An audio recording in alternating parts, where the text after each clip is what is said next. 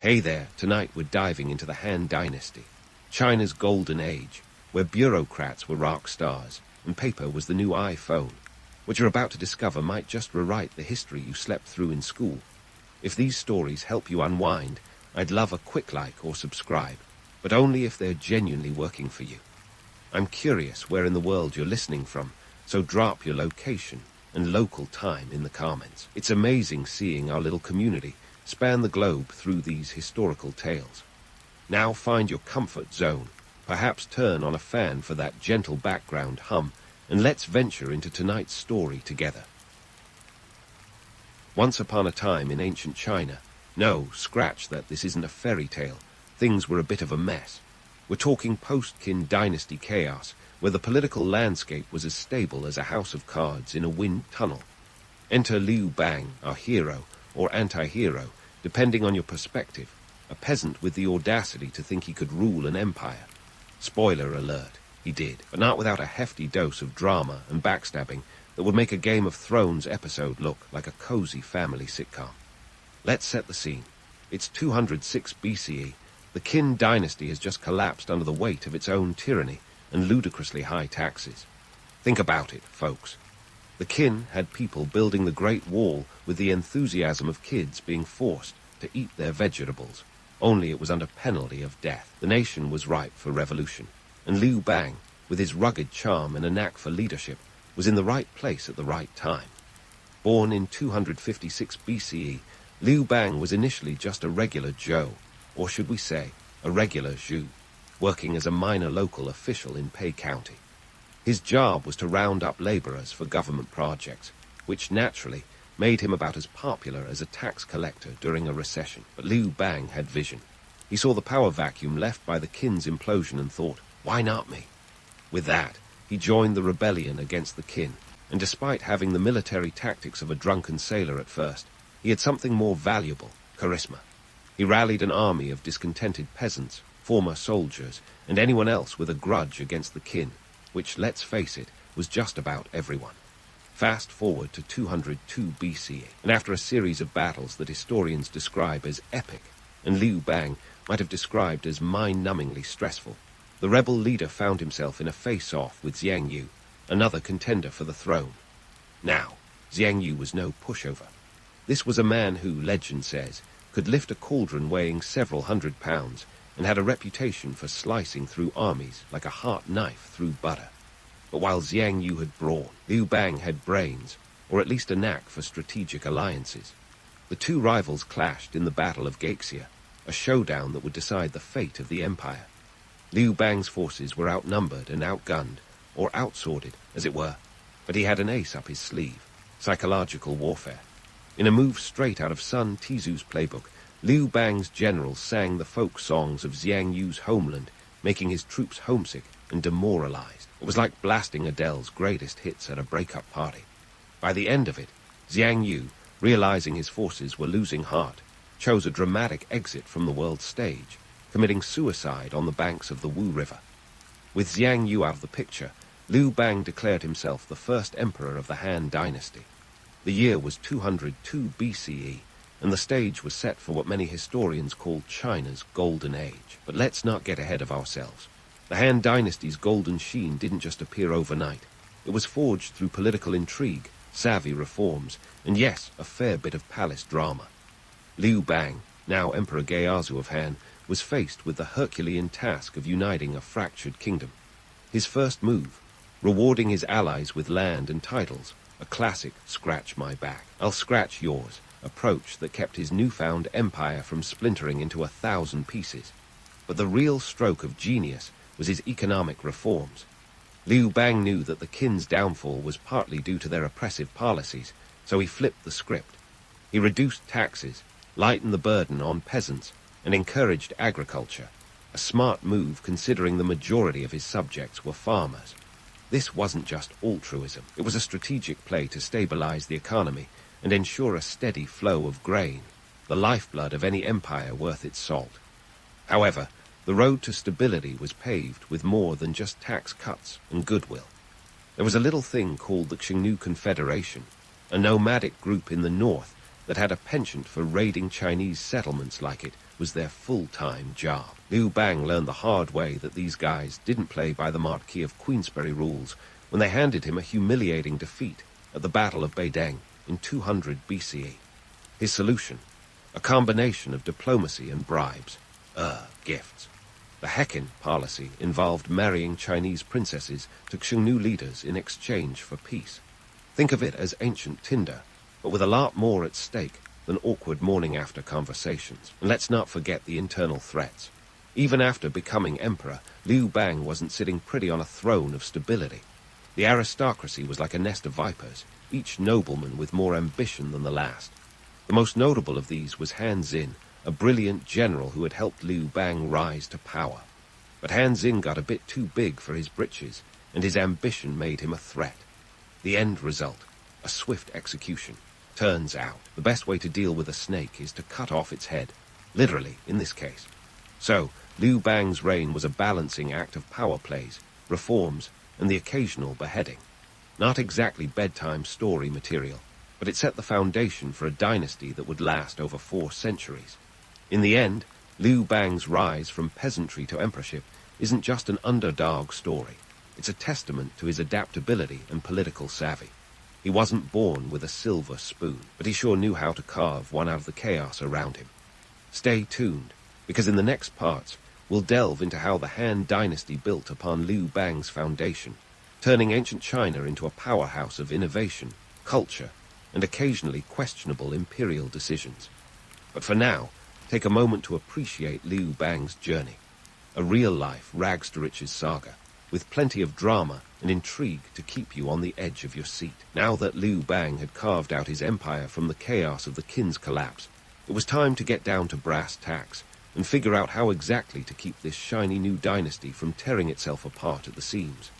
Enter the economic brainchild of the Han Dynasty, a blend of agriculture, trade, and state monopolies that would make any modern economist's head spin with envy and confusion. First, let's talk agriculture, the backbone of the Han economy and the source of a considerable amount of sweat and toil. Liu Bang, who knew a thing or two about a hard day's work, saw that happy farmers meant a full granary, and a full granary meant fewer pitchforks pointed at the palace gates. So, he made sure the agricultural sector got the royal treatment. Well, as royal as it could get when oxen were considered the height of technology. Han government reduced taxes for peasants and implemented land reforms that redistributed the land snatched up by the rich and powerful during the Qin's reign of terror. This wasn't just about being a benevolent ruler. It was a calculated move to ensure political stability and a steady food supply. Because let's face it, hungry peasants are just one bad harvest away from revolution. But the Han Dynasty was not content with just playing in its own backyard. No, they want to play on the grand stage of international trade, and thus the Silk Road was born from their ambitions. This wasn't just any trade route. It was the ancient world's version of Amazon Prime, minus the 2-day shipping. Stretching over 4,000 miles from China to the Mediterranean, the Silk Road was less a road and more a spaghetti junction of trade paths that linked east and west. It was a highway of not just goods, but ideas, cultures, and sometimes even diseases. Silk, a luxury item that was the ancient equivalent of gold-plated iPhones, became the Han's ticket to international stardom. The demand for this ethereal fabric was so high that it practically bankrolled the dynasty's imperial ambitions. And while silk was the headliner, spices, ceramics, and even the occasional live rhino joined the caravan of goods that moved along this bustling route. With wealth rolling in from the Silk Road, the Han emperors could afford to get a bit creative or crafty, depending on your perspective. Enter state monopolies, the Han dynasty's version of let's get rich quick. The state took over the production and sale of essential goods like salt and iron, effectively turning them into cash cows. Salt, for instance, wasn't just a seasoning. It was a necessity for preserving food, making it as valuable as oil is today. State controlled the salt and iron industries down to the last grain, ensuring that profits went straight into imperial coffers rather than the pockets of ambitious nobles. It was a masterstroke of economic strategy, albeit one that would give Adam Smith night terrors. However, this economic playground wasn't all swings and roundabouts. For all the prosperity the Han Dynasty engineered, the tax burdens could make even the most seasoned accountants sweat bullets. The peasants, despite their reduced taxes, still found themselves forking over a hefty chunk of their harvest to keep the imperial machine well-oiled. There was a corvée labor system, a delightful euphemism for enforced labor, where peasants were required to work on public projects for a certain number of days each year. If you think your Monday mornings are bad, imagine starting your week by constructing a section of the Great Wall. And then there's the myth of the benevolent emperor, a narrative that's as appealing as it is misleading. The Han rulers, while occasionally inclined to show mercy, were just as likely to squeeze the populace for every last copper coin. Take Emperor Wu of Han, who reigned from 141 to 87 BCE. He was an expansionist with a taste for military campaigns that made his predecessors look like pacifists. These campaigns, while expanding the empire's borders, came with a price tag that would make your eyes water. To fund his grandiose visions, taxes were hiked, and state monopolies were tightened, all while the common folk were left to wonder if the emperor was more interested in glory than governance. Yet for all the economic burdens, the Han Dynasty system did create a remarkably stable and prosperous society, at least by ancient standards. The population boomed to over 60 million people, and cities like Chang'an became bustling metropolises, rivaling even the greatest cities of the Roman Empire. The Han Dynasty had achieved what many before and after could only dream of, a balance, however precarious, between innovation and tradition, ambition and practicality. But let's keep our eyes on the horizon, because the Han story doesn't end here. The economic foundations they laid, while ingenious, were not foolproof. The seeds of future challenges were already being sown, and in the next parts, we'll look at how the Han navigated these treacherous waters, from internal strife to external threats. So, stick around, because the Han Dynasty's saga of prosperity and peril is far from over. While the Han economy was a well-oiled machine, albeit one that occasionally squeaked under the weight of its own ambitions, the same couldn't be said for its social dynamics, which were more of a patchwork quilt of philosophies, bureaucracies, and a fair dose of familial drama. So, buckle up, because we're diving headfirst into the social fabric of the Han Dynasty, where Confucianism reigned supreme, and bureaucrats became the unsung heroes, or villains, depending on your tax bracket, of the day. Let's start with the intellectual flavor of the century, Confucianism. Picture this: a world where your social standing is determined not by the size of your sword, but by your knowledge of the analects. Confucianism was like ancient China's TED talk circuit, with Confucius himself as the rock star philosopher. This ideology, which emphasized order, hierarchy, and respect for elders, became the state doctrine under Emperor Wu. Why? Because stability, my friends, is the magic word when you're trying to keep a sprawling empire from collapsing like a poorly constructed Jenga tower. On the surface, Confucianism offered a harmonious society where everyone knew their place, kind of like the world's most polite game of musical chairs. But let's dig a little deeper.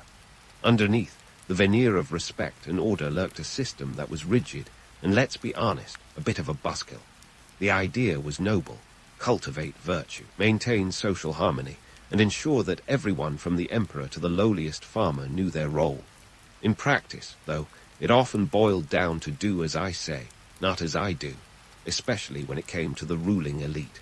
Sure, the emperor was supposed to be a paragon of virtue, but when you're living in a palace with more concubines than you can count, temptation tends to knock pretty loudly. Now, while Confucianism preached the importance of education and moral integrity, it also inadvertently created a society that was as flexible as a lead pipe. The meritocratic ideal meant that the best and brightest could rise through the ranks, provided they could recite Confucius's teachings backward while standing on their head. This was the era of the imperial examination system, the ancient equivalent of SATs, only with fewer math problems and more existential questions about filial piety. Those who passed became part of the bureaucratic class, the cogs in the vast machine of Han governance. And what a machine it was! The Han bureaucracy was a labyrinthine network of officials who made sure the empire ran like a well-oiled, albeit occasionally corrupt, machine.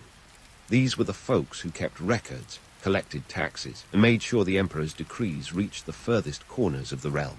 In theory, it was a system based on merit, where even a humble farmer's son could rise to power if he was smart enough.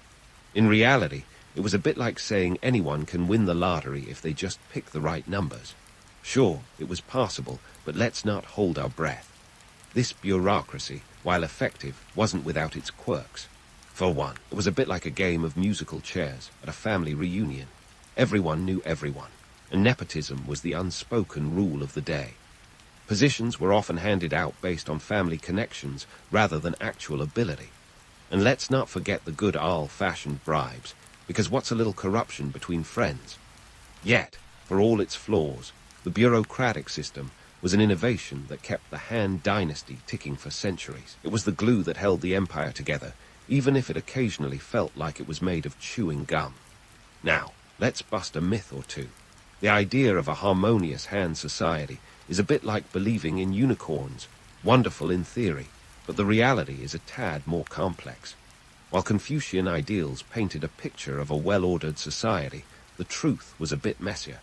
Class divisions were as stark as ever, and the gap between the haves and the have-nots was often wider than the Great Wall itself.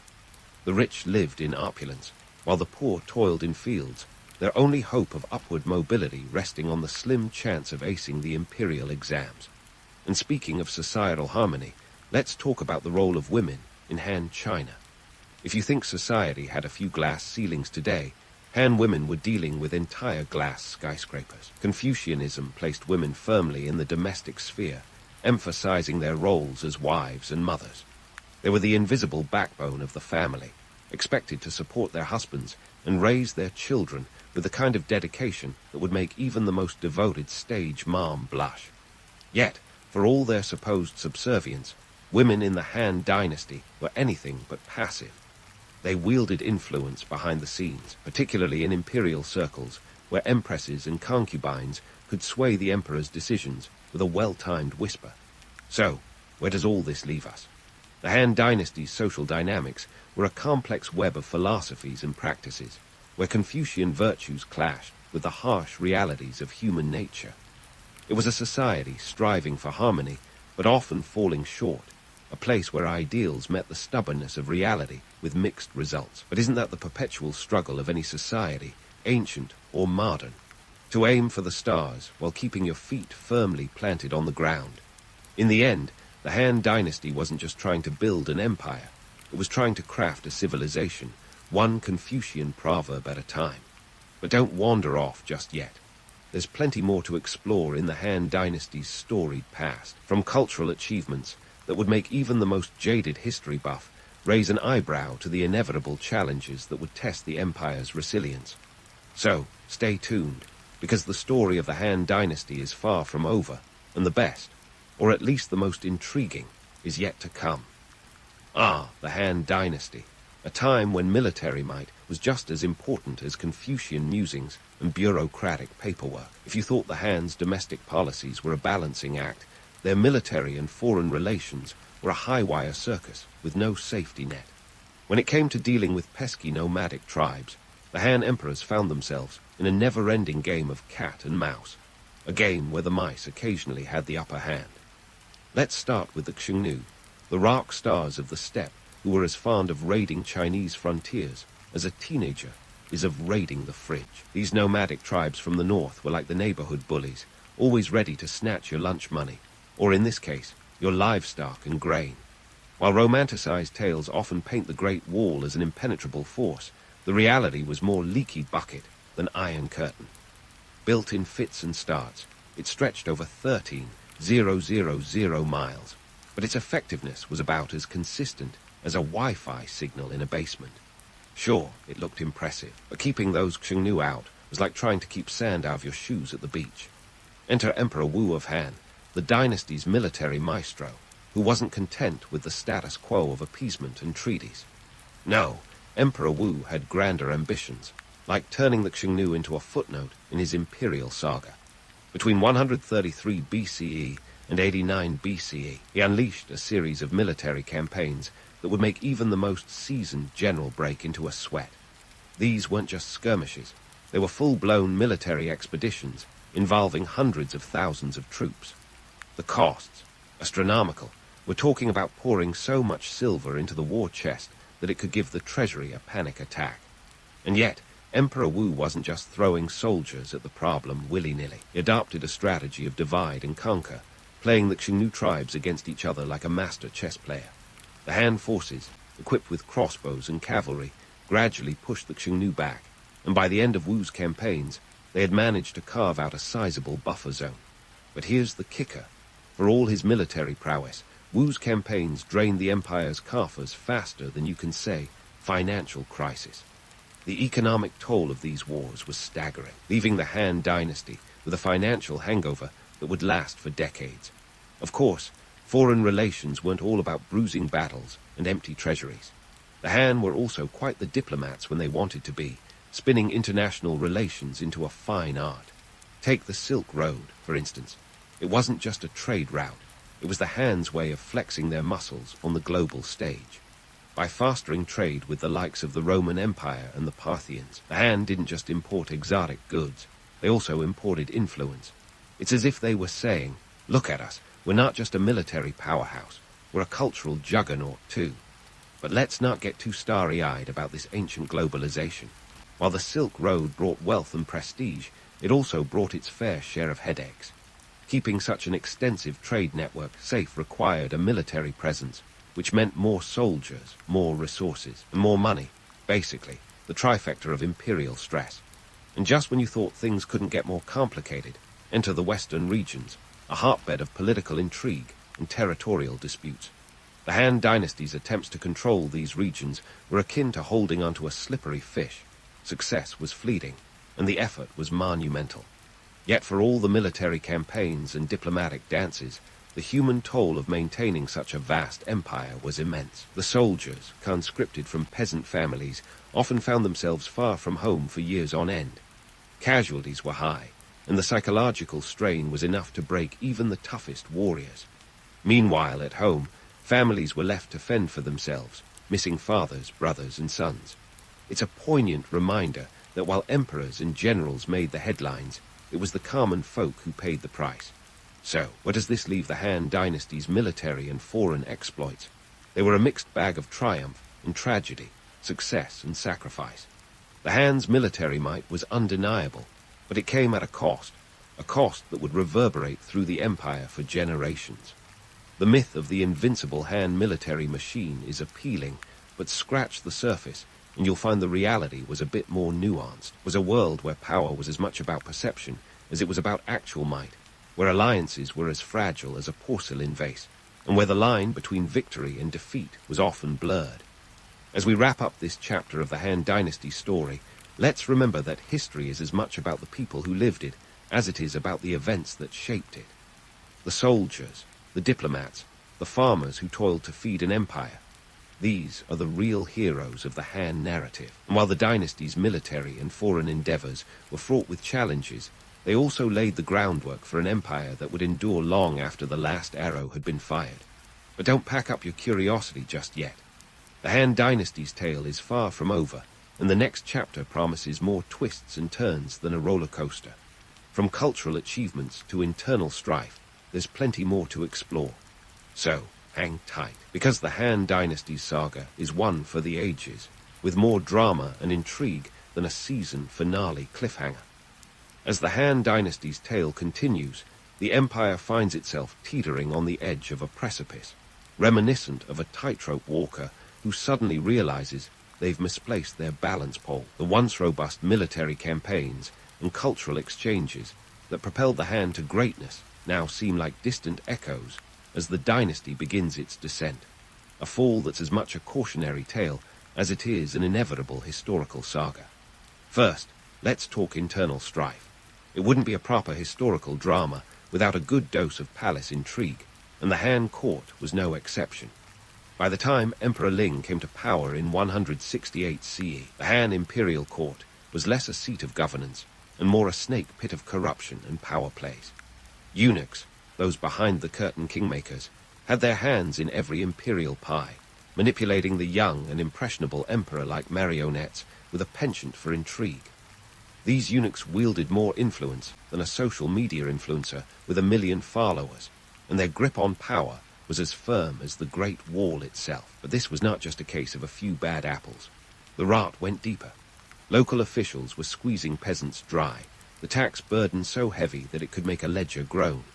The emperor's lavish lifestyle, funded by ever-increasing taxes, was like a black hole sucking in resources faster than they could be replenished. Meanwhile, the land reforms of yore were unraveling as wealthy landowners hoarded land like it was going out of style, creating economic disparities so vast they made the Grand Canyon look like a shallow ditch. The Han Dynasty's social fabric was fraying, and the Yellow Turban Rebellion of 184 CE was the thread that began to unravel it. Led by Zhang Jiu, a charismatic leader with a knack for stirring up trouble, the rebellion was fueled by famine, corruption, and the general sense that the ruling class was about as useful as a chocolate teapot. The rebels donned yellow turbans as a symbol of their cause, demanding reforms and threatening the very core of Han power. They were like the medieval equivalent of a viral protest, spreading through the provinces with alarming speed. Yet, the rebellion wasn't just a bump in the road. It was more like a full-on landslide. Despite the Han's efforts to quash the uprising, the rebellion exposed the empire's vulnerabilities like a spotlight on a stage. The military, overstretched and underfunded, struggled to maintain order, and while the rebellion was eventually quelled, the damage was done. The Han's image of invincibility had cracked, and the fissures were growing wider by the day. Externally, the Han Dynasty faced pressures that would make even the most seasoned diplomat break into a cold sweat. The Xiongnu, once a thorn in the Han side, were now joined by other nomadic tribes, eager to test the empire's defenses. Meanwhile, the Silk Road, that glittering jewel in the Han's crown, was becoming a liability. The cost of protecting trade routes was skyrocketing, and the empire's resources were stretched thinner than a pancake. As if this wasn't enough, nature itself seemed to conspire against the Han. Natural disasters, from floods to earthquakes, shook the empire like a snow globe in the hands of an overzealous child. The mandate of heaven, that divine right to rule, seemed to slip from imperial fingers, as if the heavens themselves were giving their thumbs down to Han governance. By 189 C, the Han Dynasty was on the ropes, and the final blow came from within. Dang Zhuo, a warlord with ambitions as grand as his ego, seized control of the capital, Luoyang, in a power grab that would make even the most ruthless corporate takeover look tame. Dang Zhuo's reign of terror was marked by brutality and excess, and his actions sent shockwaves through the empire, further destabilizing an already fragile state. His eventual assassination only added fuel to the fire, as rival warlords vied for control, each seeing themselves as the potential savior of a crumbling empire.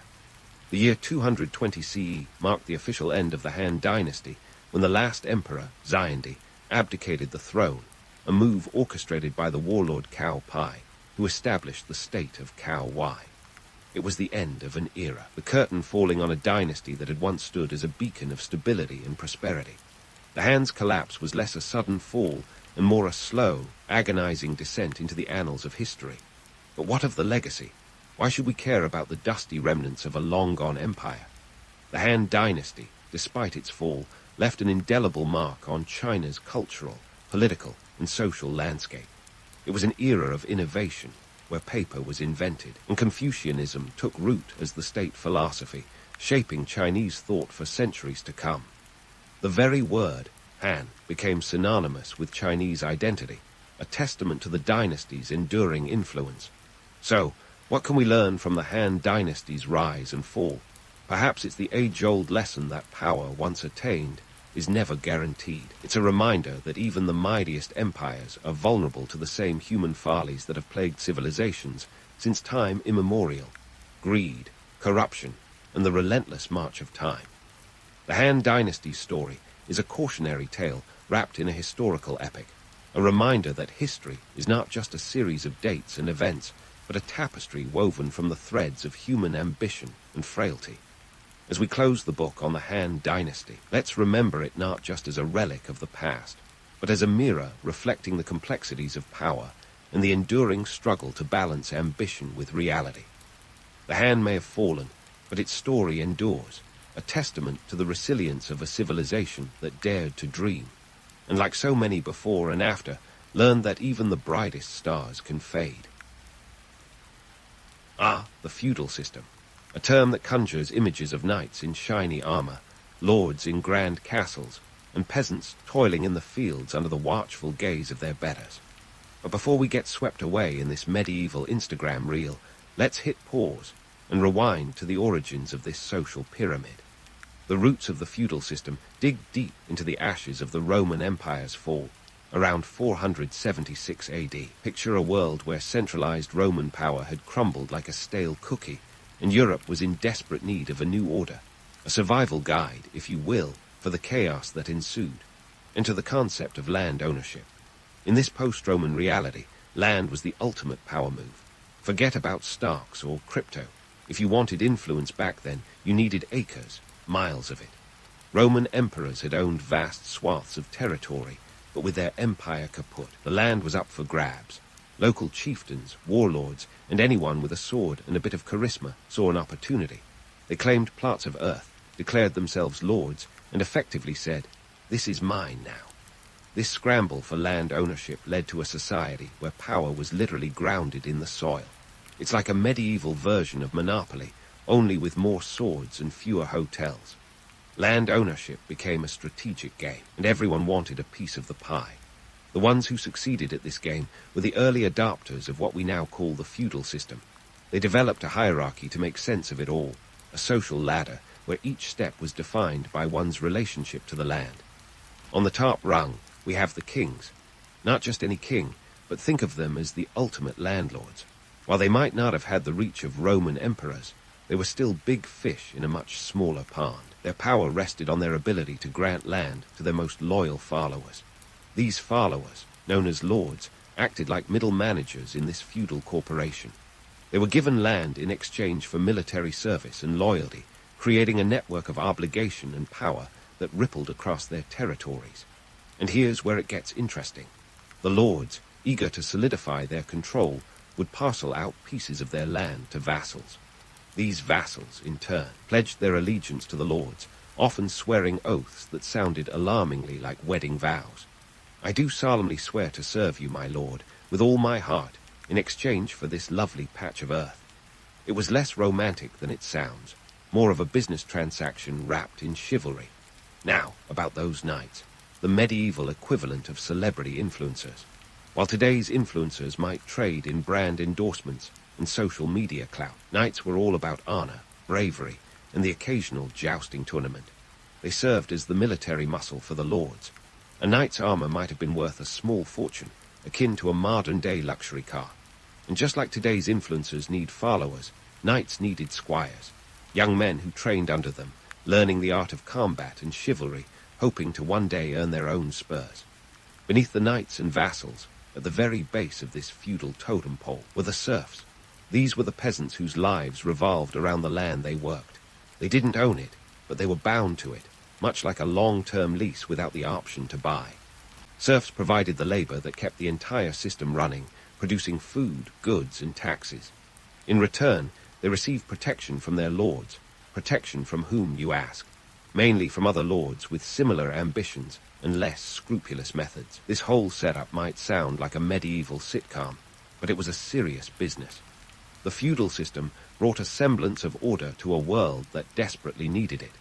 It was a means of organizing society, securing territories, and establishing a chain of command. But it was also a system that entrenched inequality and made social mobility about as likely as a dragon sighting. A quick detour into some myth-busting. The idea that all knights were noble and lords were benevolent caretakers of their serfs. Not quite. Sure, some might have been paragons of virtue, but many were just as likely to be self-serving and ruthless.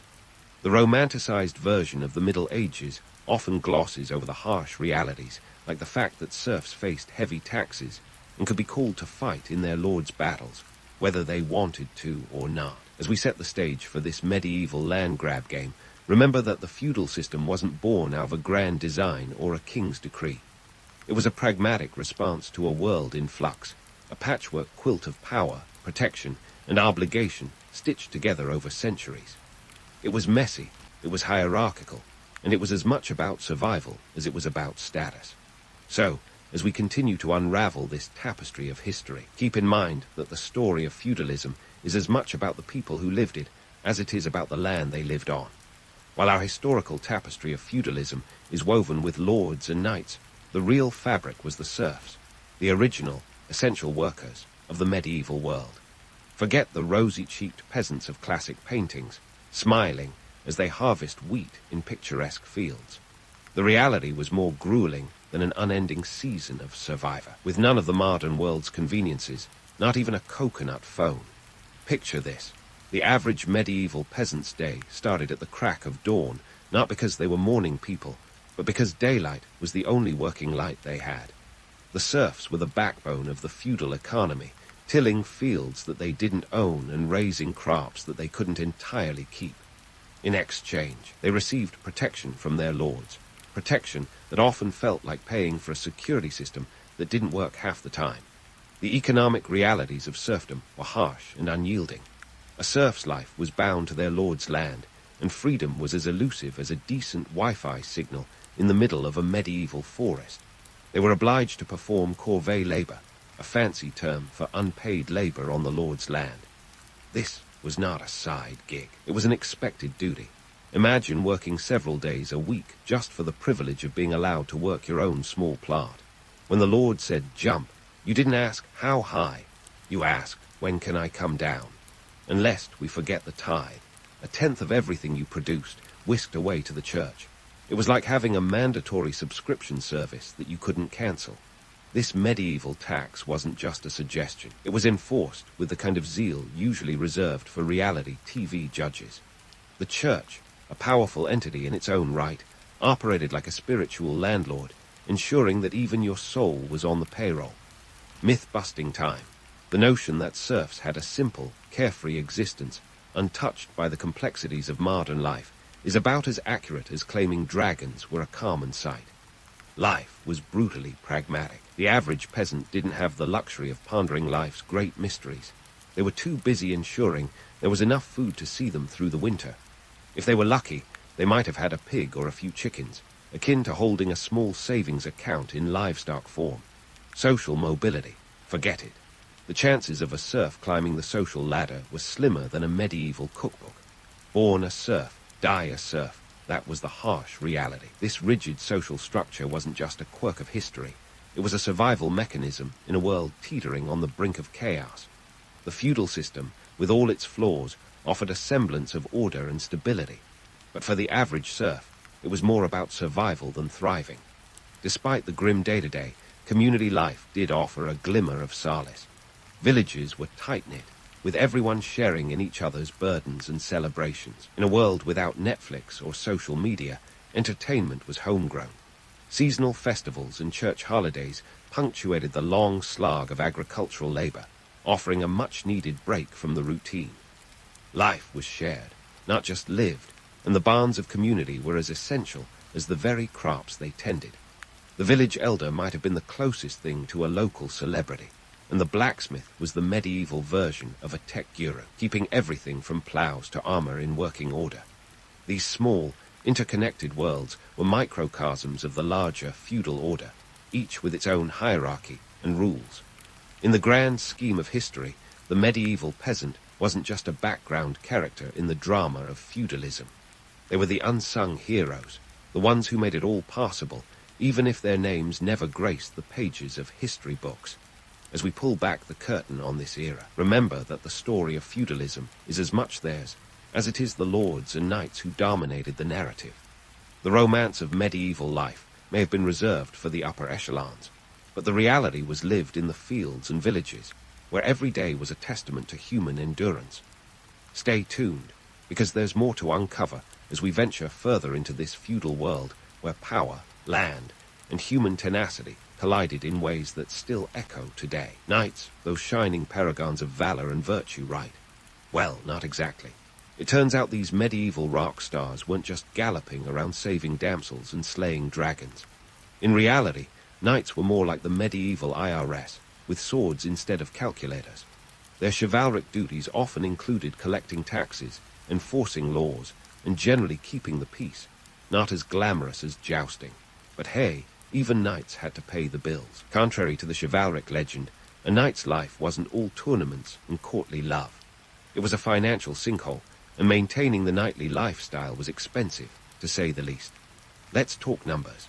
A decent suit of armor could set you back about £40 sterling in the 14th century, roughly equivalent to the cost of a luxury car today. And that wasn't even the whole ensemble. You'd need a sword, shield, and a wardrobe of tunics to layer under the armor. A knight without a war horse, unthinkable. These equine partners in medieval crime were worth their weight in gold, literally. A good war horse could cost as much as £100, which was more than some peasants earned in a lifetime. The upkeep for these four-legged Ferraris was another story, involving endless feeding, grooming, and training costs. But here's where chivalry and reality diverge. The chivalric code, a set of ideals that included bravery, courtesy, and honor, was more of a PR campaign than a daily practice. The romantic image of knights as noble protectors glosses over the fact that many were, in essence, mercenaries. They owed their allegiance to their benefactors, the lords and kings who handed out the land like medieval monopoly boards. If that meant collecting taxes with a bit more enthusiasm than the local villagers appreciated, so be it. Knights were also the enforcers of justice, operating under a system that often equated might with right. If someone was accused of a crime, trial by combat was a perfectly legitimate way to settle disputes. It was like a medieval courtroom drama with a lot more bloodshed. Win the duel, and you were innocent. Lose, and well, you'd have bigger problems than legal fees. Now, let's bust a myth. The notion that knights were the paragons of virtue and gallantry is about as accurate as a medieval map. Sure, the chivalric code preached high ideals, but human nature being what it is, many knights were more interested in the spoils of war than the spiritual rewards. Plundering conquered lands was often more lucrative than any salary they could expect. And while they might have been expected to protect the weak, those definitions were flexible, especially if there was money to be made or power to be gained. The economic realities of being a knight were harsh. Without significant land or wealth, a knight could quickly find himself in financial ruin.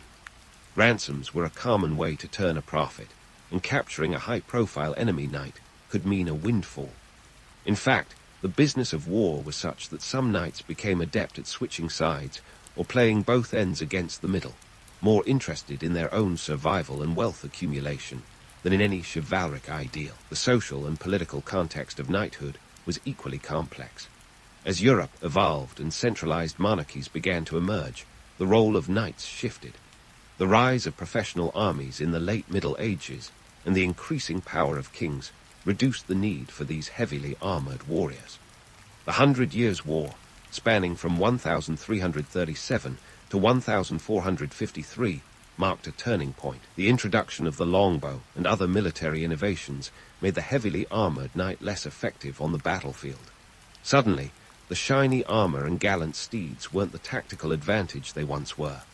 Warfare was changing, and knights had to adapt or become obsolete. Yet the romantic stories persisted, and the image of the knight in shining armor endured through the ages. Why? Probably because we humans love a good story, and the tales of Arthurian legend are nothing if not compelling. They speak to our desire for heroes, for clear-cut narratives of good versus evil. But as with most legends, reality was a bit messier, a lot grittier, and far less glamorous.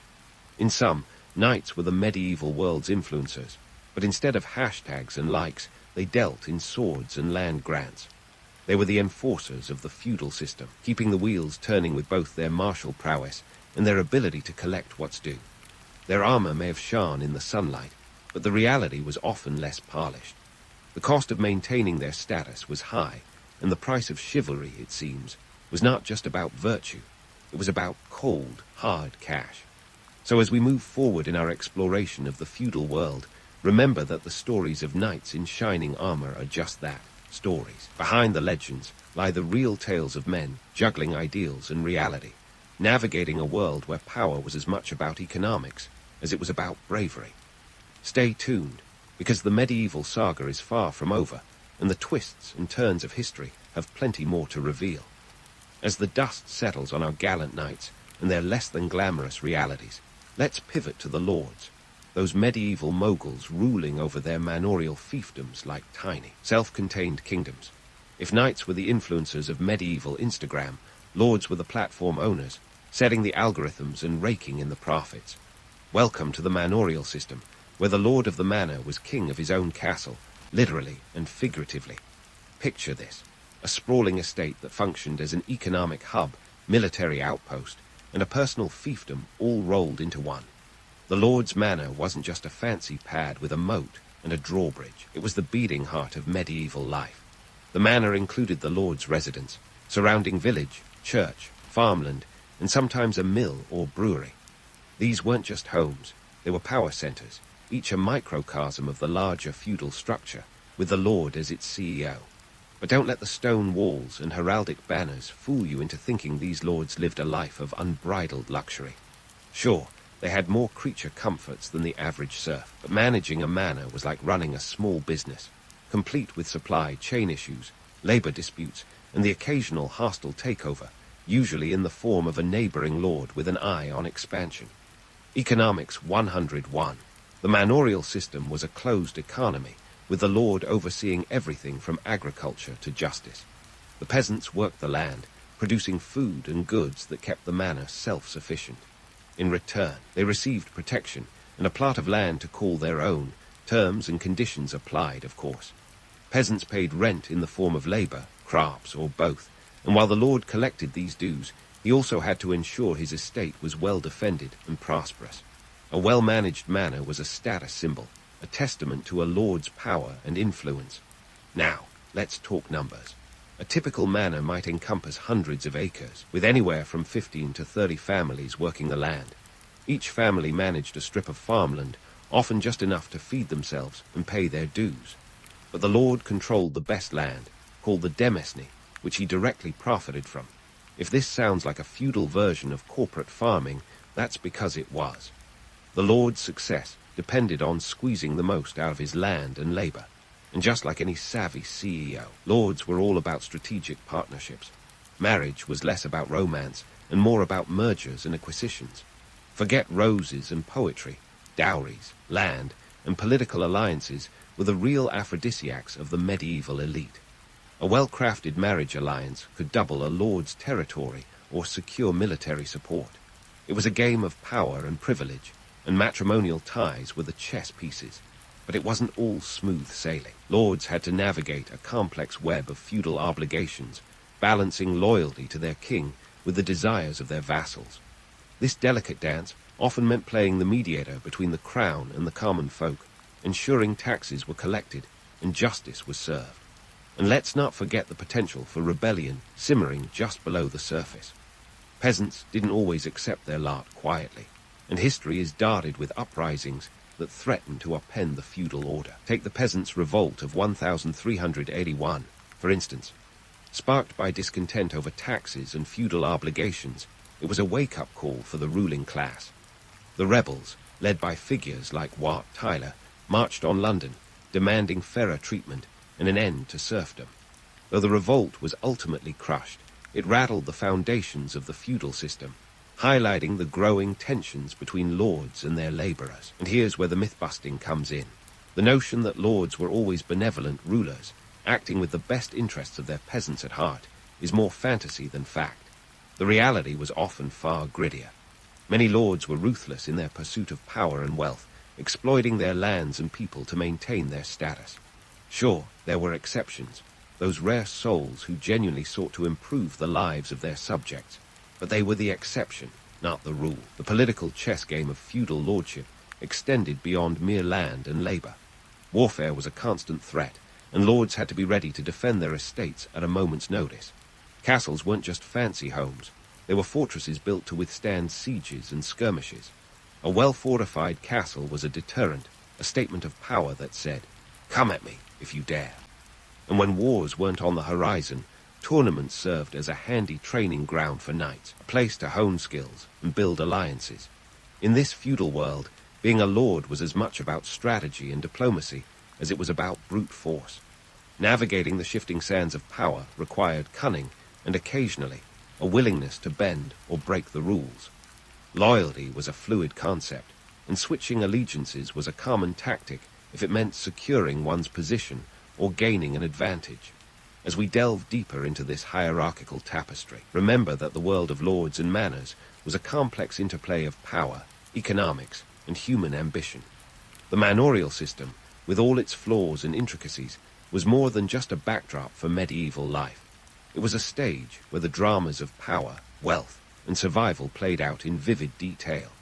Stay with us as we continue to unravel the threads of feudal history, where the stakes were high, and the game was anything but simple. As the curtain closes on the drama of medieval lords and their manorial domains, a new act is about to begin, the grand unraveling of the feudal system. It wasn't a sudden collapse, more like an old sweater slowly unraveling at the seams. This wasn't just a matter of lords losing their grip or knights trading their armor for retirement plans. No, the decline of feudalism was a complex mix of unexpected disasters, economic shifts, and social upheaval that would make even the most seasoned game theorist raise an eyebrow. First up, let's talk about the Black Death, arguably the most infamous plague in history, and a real party crasher for medieval Europe. Between 1347 and 1351, this deadly bubonic plague wiped out an estimated 25 million people, about a third of Europe's population. Imagine every third person you know suddenly disappearing. The impact was seismic. With so many lives lost, the labor force shrank faster than an ice cream cone in the Sahara. Suddenly, the serfs who survived found themselves in high demand, and they weren't shy about renegotiating their deals. Peasants began to demand better conditions, higher wages, and even, dare they dream, freedom from their feudal obligations. This labor shortage sent ripples through the economy, shaking the very foundations of feudal hierarchy. Lords, once the untouchable titans of land ownership, faced a dilemma. How do you maintain your manor when there's no one left to work the land? Some lords took drastic measures, attempting to enforce pre-plague wages through laws like the Statute of Laborers in 1351. Spoiler, it didn't work. Peasants, emboldened by their newfound bargaining power, simply moved to towns where better opportunities awaited. Speaking of towns, the rise of trade was the next major player in this medieval transformation game. The late Middle Ages saw a boom in commerce, with bustling markets and burgeoning trade routes connecting distant lands. Towns and cities became hotspots for economic activity, drawing people away from rural serfdom and into the vibrant tapestry of urban life. This wasn't just about swapping grain for gold, it was a seismic shift in how society was structured. In towns, wealth was no longer solely tied to land. Instead, it flowed through trade, craftsmanship, and mercantile enterprise. The economic power balance was shifting, and it wasn't in favor of the old feudal lords. Add to this mix the simmering tensions of peasant revolts. The Peasants' Revolt of 1381 in England wasn't just a footnote in history. It was a flashing neon sign that the old ways were under siege. Led by figures like Wat Tyler, these uprisings were sparked by heavy taxation, oppressive laws, and a general disdain for the rigid social order. While the revolt itself was quelled, it sent shockwaves through the ruling class, a stark reminder that the serfs were no longer content to merely till the soil in silence. But rebellions and plagues were only part of the story. The rise of centralized monarchies was the final nail in the coffin for feudalism. Kings, those ultimate landlords, began to consolidate power, building the foundations of what would eventually become modern nation-states. Rulers like England's Henry Roman VII and France's Louis Roman XI pulled power away from the feudal lords, relying instead on professional armies and bureaucracies. With royal treasuries swelling from taxes on trade and wealth generated by towns, kings didn't need to rely as heavily on the loyalty of their vassals. The centralized state was emerging, a prototype of the modern government, where power was increasingly concentrated in the hands of a few rather than scattered across feudal domains. As feudalism faded, the tapestry of medieval life was rewoven into something new.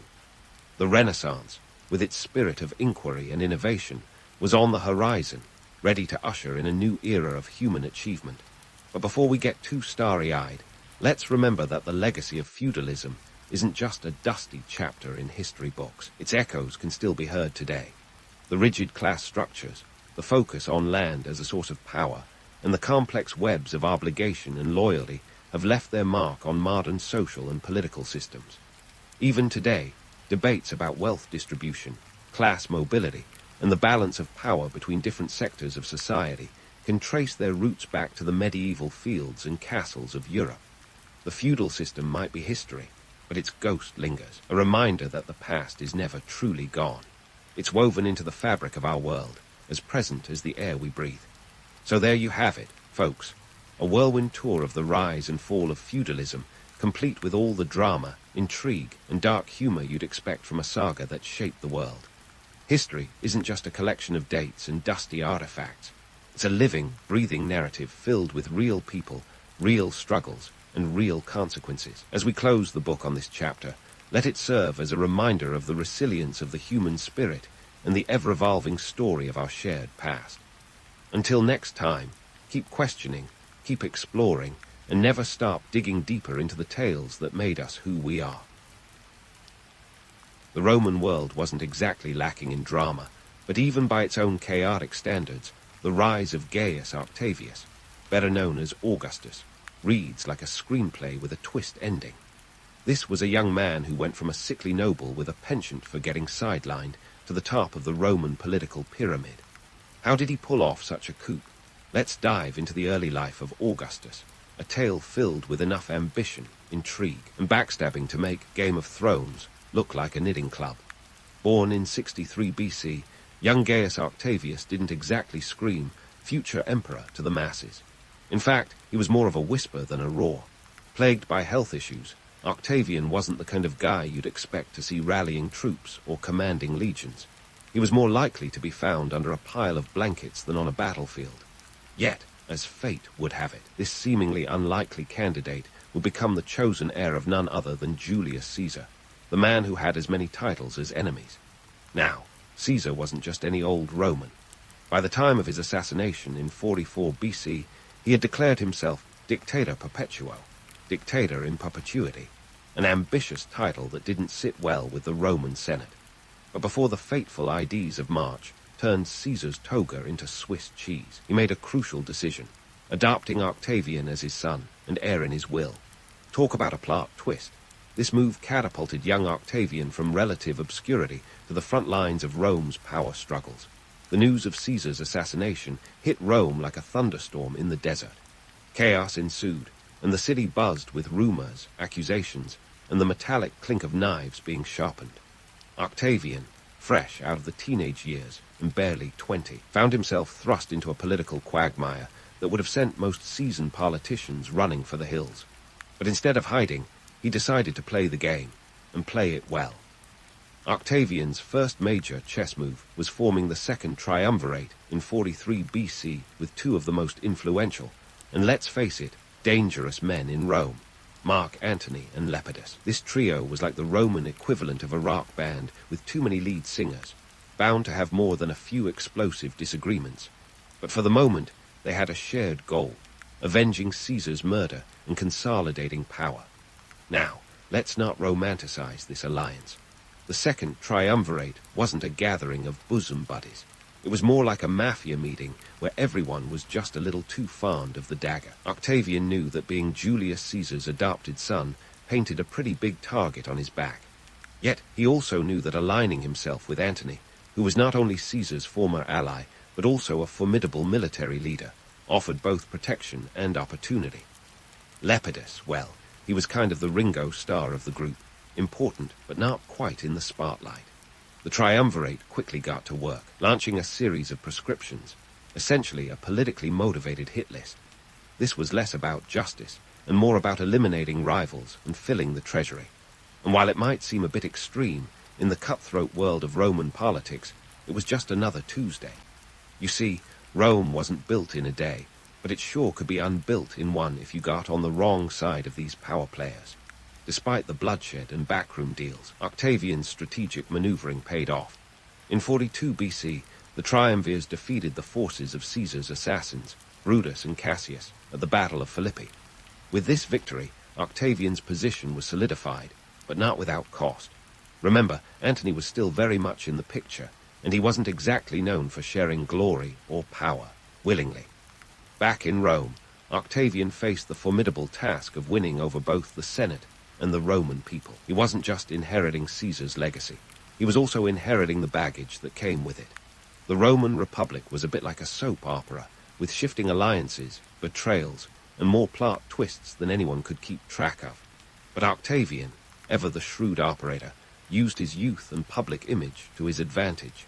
He played the part of the dutiful son avenging his father, even as he quietly laid the groundwork for his own future empire. In the end, despite his unassuming beginnings, Octavian proved to be a master of reinvention. He transformed himself from the sickly boy overshadowed by his legendary uncle into Augustus, Rome's first emperor. This was no small feat, and certainly not one achieved by luck alone. It took a keen understanding of politics, a willingness to get his hands dirty, and a strategic mind that could see several moves ahead on the chessboard of Roman power. As we wrap up this chapter of Octavian's rise, remember that history isn't just a series of events. It's a tapestry of human ambition, cunning, and a fair bit of audacity. Augustus didn't just inherit an empire, he crafted it, one calculated step at a time. And that, dear listeners, is why his story still captivates us today. Stay tuned for more on how this young upstart turned the tides of history in his favor, one strategic alliance and betrayal at a time. The tale of Octavian's rise is a saga of ambition, strategy, and a few well-timed strokes of luck, all woven into the epic tapestry of Roman history. As the dust settled on the battlefield of Philippi in 42 BC, with Brutus and Cassius defeated and their forces scattered, Octavian found himself standing astride a very precarious world. But let's be real. Rome wasn't exactly a city of peace and love. This was a place where political careers could be as short as a Roman haircut if you weren't careful. The second triumvirate, that uneasy alliance of Octavian, Mark Antony, and Lepidus, was more like a political ménage à trois than a cohesive political force. Sure, they shared power, but they also shared a mutual distrust that would make a Game of Thrones family reunion look like a kindergarten playdate. The proscriptions they unleashed were a brutal testament to their ruthlessness. Imagine a hit list so extensive it made the Roman Senate look like an endangered species. Hundreds of senators and equestrians found their names on this grim roster, and one of the most famous victims was Cicero, whose oratory skills were no match for a well-sharpened sword. Now, Octavian wasn't just busy sharpening knives, he was also sharpening his image. You see, being the adopted son of Julius Caesar came with a hefty set of expectations and a public image as fragile as a Roman fresco. Octavian was all too aware that while his military successes were impressive, they weren't enough to win hearts and minds. So, he leaned into the role of the dutiful son, avenging his father's death while subtly distancing himself from some of Caesar's more controversial legacies. It was a tightrope walk worthy of the Colosseum. Meanwhile, Mark Antony was off writing his own chapter of Roman history, or perhaps it was more of a love letter. Enter Cleopatra, the Egyptian queen whose beauty and intellect were as legendary as her ability to navigate the political waters of the Mediterranean. Antony's affair with Cleopatra wasn't just a romantic dalliance. It was a political alliance that set tongues wagging from Rome to Alexandria. While Roman citizens were used to their leaders having mistresses, Cleopatra wasn't just any mistress. She was a foreign queen with a formidable fleet and a kingdom to boot. Antony's love affair with Cleopatra might sound like something out of a romance novel, but it was a scandal that had real political consequences. Romans liked their leaders to be, well, Roman, and the idea of Antony, one of the triumvirs, gallivanting around with a foreign queen didn't exactly sit well with the folks back home. It was the ancient equivalent of a political scandal plastered across the front pages. But Antony, never one to shy away from drama, doubled down on his relationship with Cleopatra, even as it alienated him from his fellow Romans. Back in Rome, Octavian was busy playing the long game.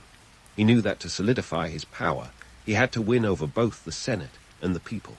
He wisely portrayed himself as the stable, Roman alternative to Antony's exotic adventures. It was a brilliant PR move that painted him as the defender of Roman values. Never mind that he was also pretty cozy with some of Rome's less savory practices, like the aforementioned proscriptions. The economic backdrop of this period was as turbulent as the political one. Rome was still reeling from the aftermath of Caesar's assassination, and the proscriptions, while brutally efficient, also served the pragmatic purpose of refilling the state's coffers. It was a time when the economy was as much a weapon as any sword, and Octavian wielded it with precision. By redistributing wealth from the proscribed to his supporters, he not only secured loyalty, but also stabilized his power base. It's important to remember that the Roman world wasn't just a stage for grand political dramas. It was a place where the personal and the political were inseparable. Octavian understood this better than most. His public persona was carefully curated to project strength, stability, and a connection to Rome's glorious past. Yet beneath the surface, he was carefully orchestrating a power play that would eventually lead to the dissolution of the triumvirate and his ascension as Rome's first emperor. The alliance with Antony was always a ticking time bomb, and both men knew it. As Octavian consolidated power in the west, Antony's focus shifted increasingly eastward, drawn by Cleopatra's charms and the promise of eastern conquests. The Roman world watched with bated breath, sensing that the stage was set for a showdown that would determine the future of the Republic. As we delve deeper into this period, it's crucial to strip away the romanticized veneer that history often paints over these events. The alliance between Octavian and Antony was less a bromance and more a high-stakes chess match. Each move was calculated, each alliance a double-edged sword, and each betrayal a step toward the ultimate prize, dominion over Rome. Octavian's rise is a testament to the power of ambition, intelligence, and a dash of ruthlessness. He navigated the treacherous waters of Roman politics with a deftness that left his rivals in the dust, or in some cases, in the grave. As we pause here, remember that history isn't just about the grand battles and the sweeping narratives. It's about the people who dared to shape their world, for better or worse. Octavian's story is far from over, and the path to becoming Augustus is one paved with both triumph and tragedy. Stay tuned, because the most dramatic acts are yet to come. As Octavian and Antony stood on the precipice of their inevitable showdown, the Roman Republic felt more like a pressure cooker than the glorious empire it aspired to be. This wasn't just about two ambitious men vying for control. It was about which vision of Rome would prevail. Forget Romans. This was a tale of rivalry that would make any reality TV feud look like a pillow fight. Let's dive into the breakdown of the Second Triumvirate, where the simmering tensions between Octavian and Antony boiled over into a full-blown clash. These two weren't content to merely share power. Each wanted the whole enchilada. Octavian, the shrewd operator with a knack for public relations, knew that in the battle for hearts and minds, imagery was everything. Meanwhile, Antony, whose affinity for Cleopatra had become the ancient world's juiciest gossip, found himself not just fighting for power, but for credibility within Rome. Octavian's sharp political instincts led him to wage one of history's earliest and most effective propaganda campaigns. His team painted Antony as a traitor enthralled by Cleopatra's charms, a man who had traded Roman valor for Egyptian decadence. The Romans, with their penchant for drama, ate it up. Antony was depicted as a man under a foreign queen's spell, a narrative as captivating as any tabloid headline. Cleopatra was cast as the siren leading him astray, and Romans, stoked by Octavian's savvy spin, were quick to rally behind the narrative of betrayal. This was no small feat, mind you. Octavian's propaganda machine was as relentless as it was creative, churning out coins bearing his image while portraying Antony as the villain. His team even claimed that Antony planned to move the capital to Alexandria, a scandalous suggestion that had Romans clutching their togas in horror. It's the classic us versus them trope, and Octavian was a master at wielding it. The stakes weren't just political, they were economic too. Rome's coffers, replenished by the spoils of the proscriptions, were once again a battlefield. Octavian understood that control over Rome's resources was key to maintaining power. He leveraged the wealth of the West to fund his campaigns, ensuring his armies were well-equipped and loyal. Meanwhile, Antony's resources were increasingly tied to Cleopatra and her Egyptian treasury. It was a high-stakes game of financial chess, and Octavian was several moves ahead. All this tension came to a head at the naval battle of Actium in 31 BC. Picture this, a massive naval showdown on the Ionian Sea, where Octavian's fleet, commanded by the capable Agrippa, took on Antony and Cleopatra's forces. Stakes were monumental, control of the Roman world hung in the balance. Octavian's forces, numbering around 400 ships, faced Antony's slightly smaller fleet. But it wasn't just about the numbers. It was about strategy and execution. Agrippa's tactical brilliance shone through as he outmaneuvered Antony's ships, leveraging superior naval tactics to devastating effect. The battle raged on for hours, and despite Antony's best efforts, his forces were outmatched. Cleopatra, sensing the tide turning, made a dramatic exit with her fleet, leaving Antony to face the music alone. It was a move that sealed their fate and handed Octavian the victory he needed to cement his path to power. The aftermath of Actium was a turning point, not just for Octavian, but for Rome itself. Antony and Cleopatra's defeat marked the end of any serious opposition to Octavian's rule. It was a victory that came with both a personal and political cost, as Antony, once a formidable rival, was reduced to a tragic figure. In 30 BC, he and Cleopatra met their end in Alexandria, choosing suicide over capture. So, what does all this tell us about Octavian? In the grand tapestry of history, he was less the accidental emperor and more the master architect of his destiny. He understood that power wasn't just seized through force, but won through perception and strategy. As Rome transitioned from republic to empire, Octavian, soon to be Augustus, stood poised to redefine the future of the ancient world. But let's not wrap things up just yet. Our story is far from over, and the road to Augustus's ultimate triumph is paved with more twists and turns. Stay tuned, because the next chapter in this saga promises more intrigue, ambition, and a reshaping of Rome that would echo through the ages. And so, with the dust of Actium still settling, Octavian stood on the brink of his ultimate transformation. The Roman world was now his oyster, and he was about to crack it open with all the finesse of a master politician. You see, where others saw chaos, Octavian saw opportunity, an opportunity to reforge Rome into something unprecedented. In 27 BC, with the Senate and the Roman people's eyes firmly fixed on him, Octavian pulled off a maneuver worthy of a political magician. He announced the restoration of the Republic, handing back his extraordinary powers to the Senate and the people of Rome. Or at least that's what it looked like on the surface. In reality, it was a masterstroke of political theater.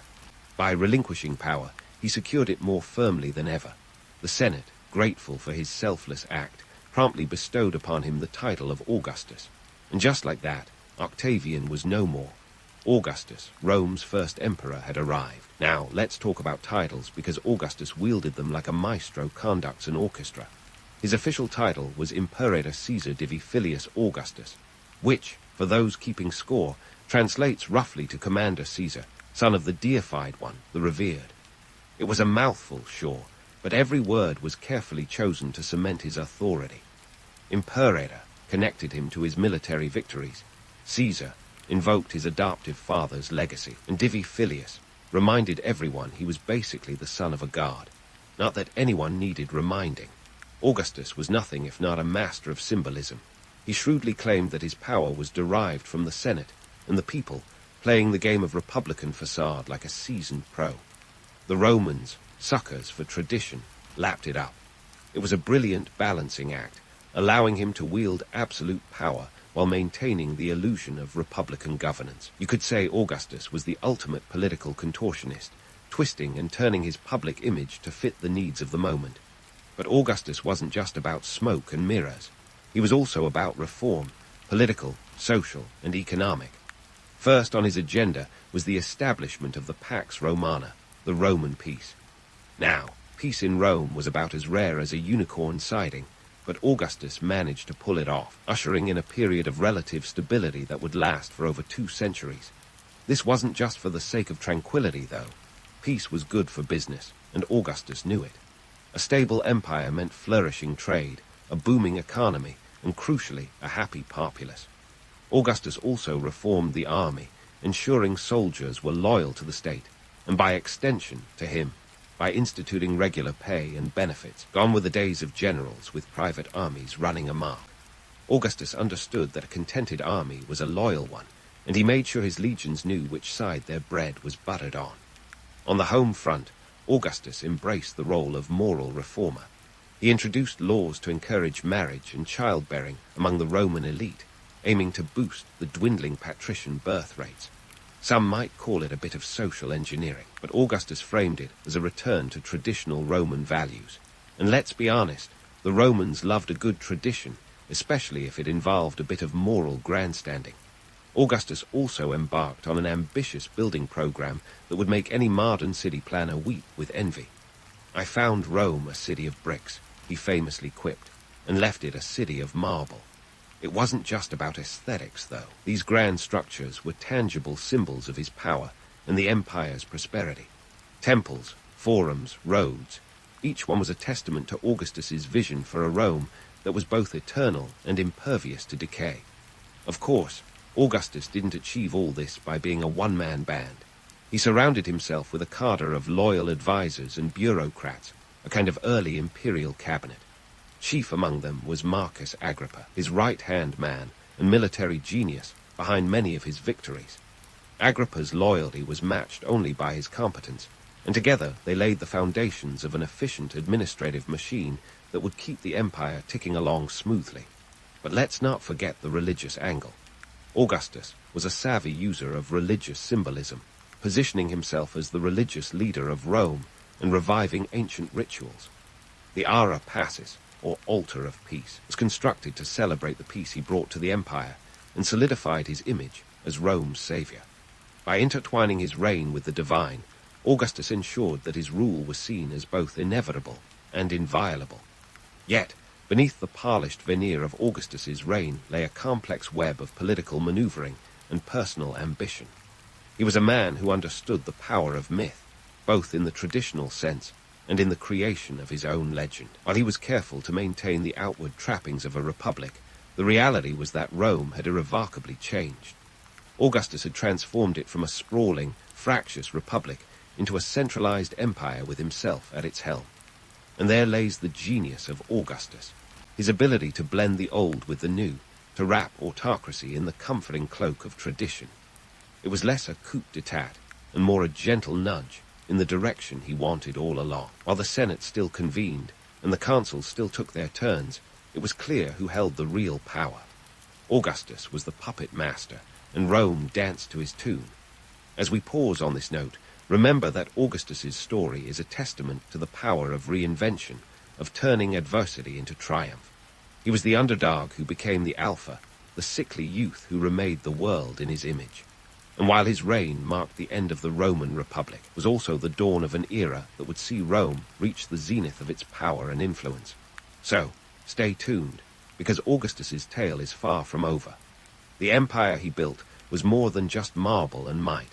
It was a legacy that would echo through the corridors of history, shaping the world in ways he could scarcely have imagined. And as we journey deeper into this saga, remember that history isn't just a collection of dates and names. It's a story of human ambition, vision, and the relentless pursuit of power. Augustus's legacy is a bit like a Roman mosaic, intricate, colorful, and filled with contradictions. On one hand, he's the guy who turned Rome into a marble-clad powerhouse, ushering in the Pax Romana, which, if we're honest, sounds a bit like the ancient version of a PR campaign. Sure, Roman peace has a nice ring to it, but let's not pretend this was all cumbear and toga parties. Augustus's reign was the dawn of an era where the emperor's word was law and dissent was about as welcome as a Gaul at a Roman dinner table. Let's peel back the layers of this myth of the benevolent ruler. Augustus was a master of optics, presenting himself as the guardian of Roman tradition while quietly building the scaffolding of an autocracy.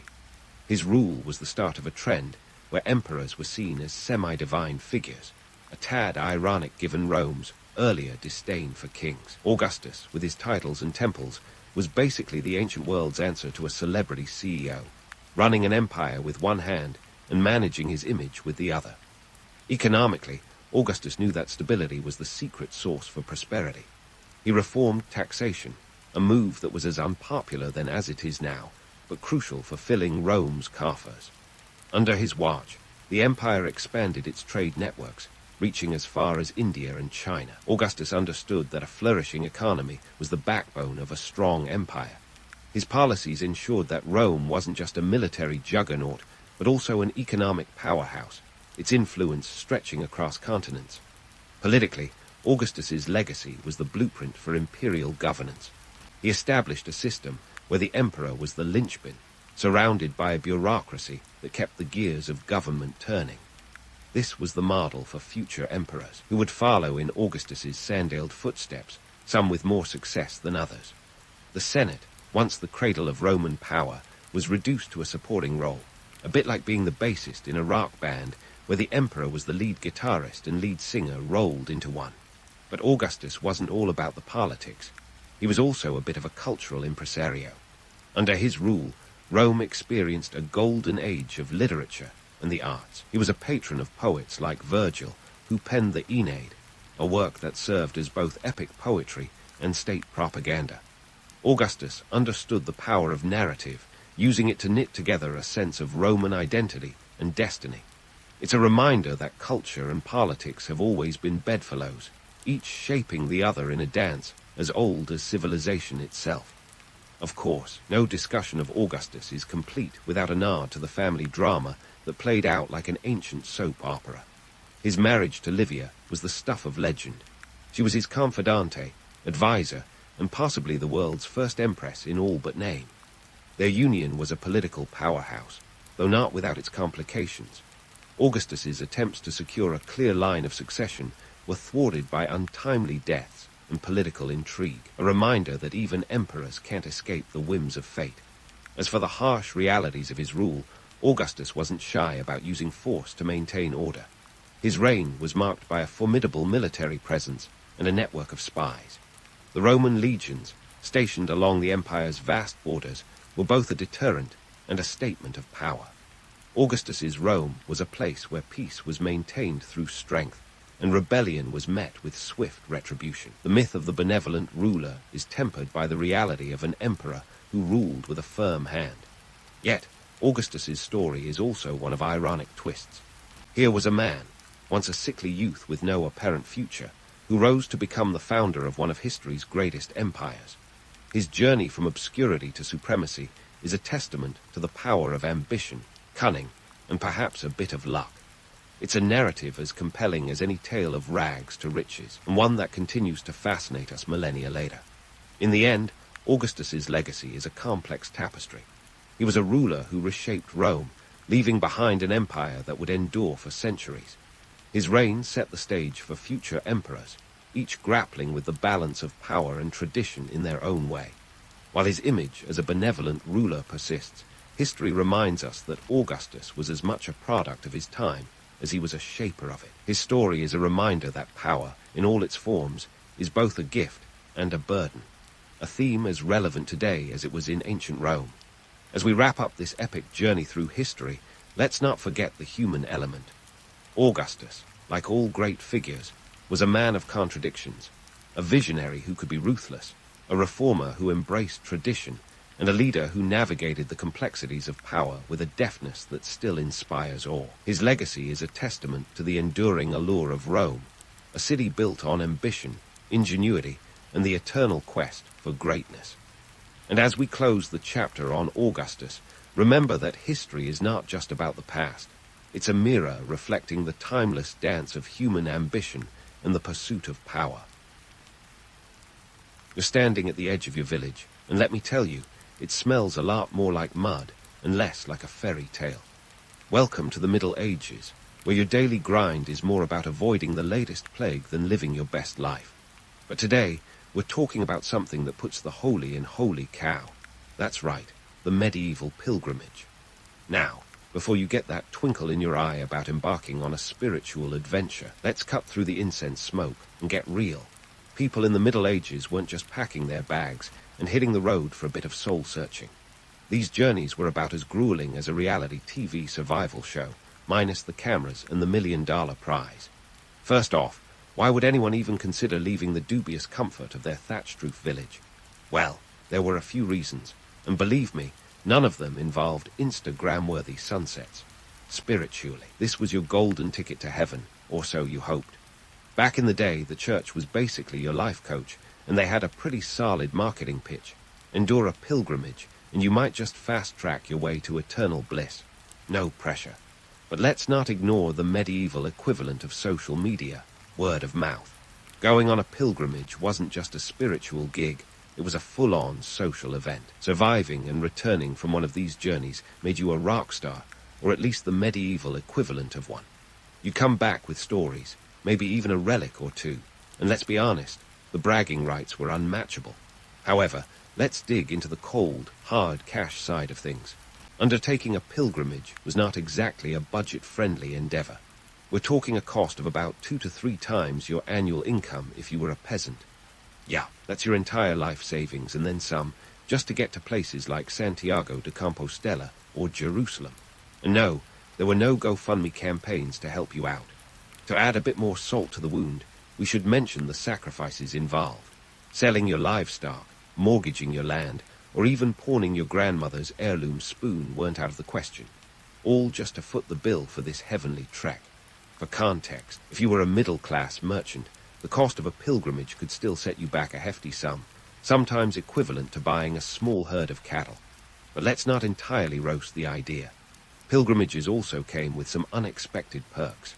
They offered a rare glimpse of the world beyond your village, a chance to meet new people, and maybe even learn a few scandalous secrets about your neighbors. Because trust me, gossip traveled faster than any horse-drawn cart. It was like a medieval networking event, minus the business cards. Politically, pilgrimages were a nifty tool for the church and the crown, too. They encouraged these journeys not just for spiritual brownie points, but also for strengthening ties with other regions.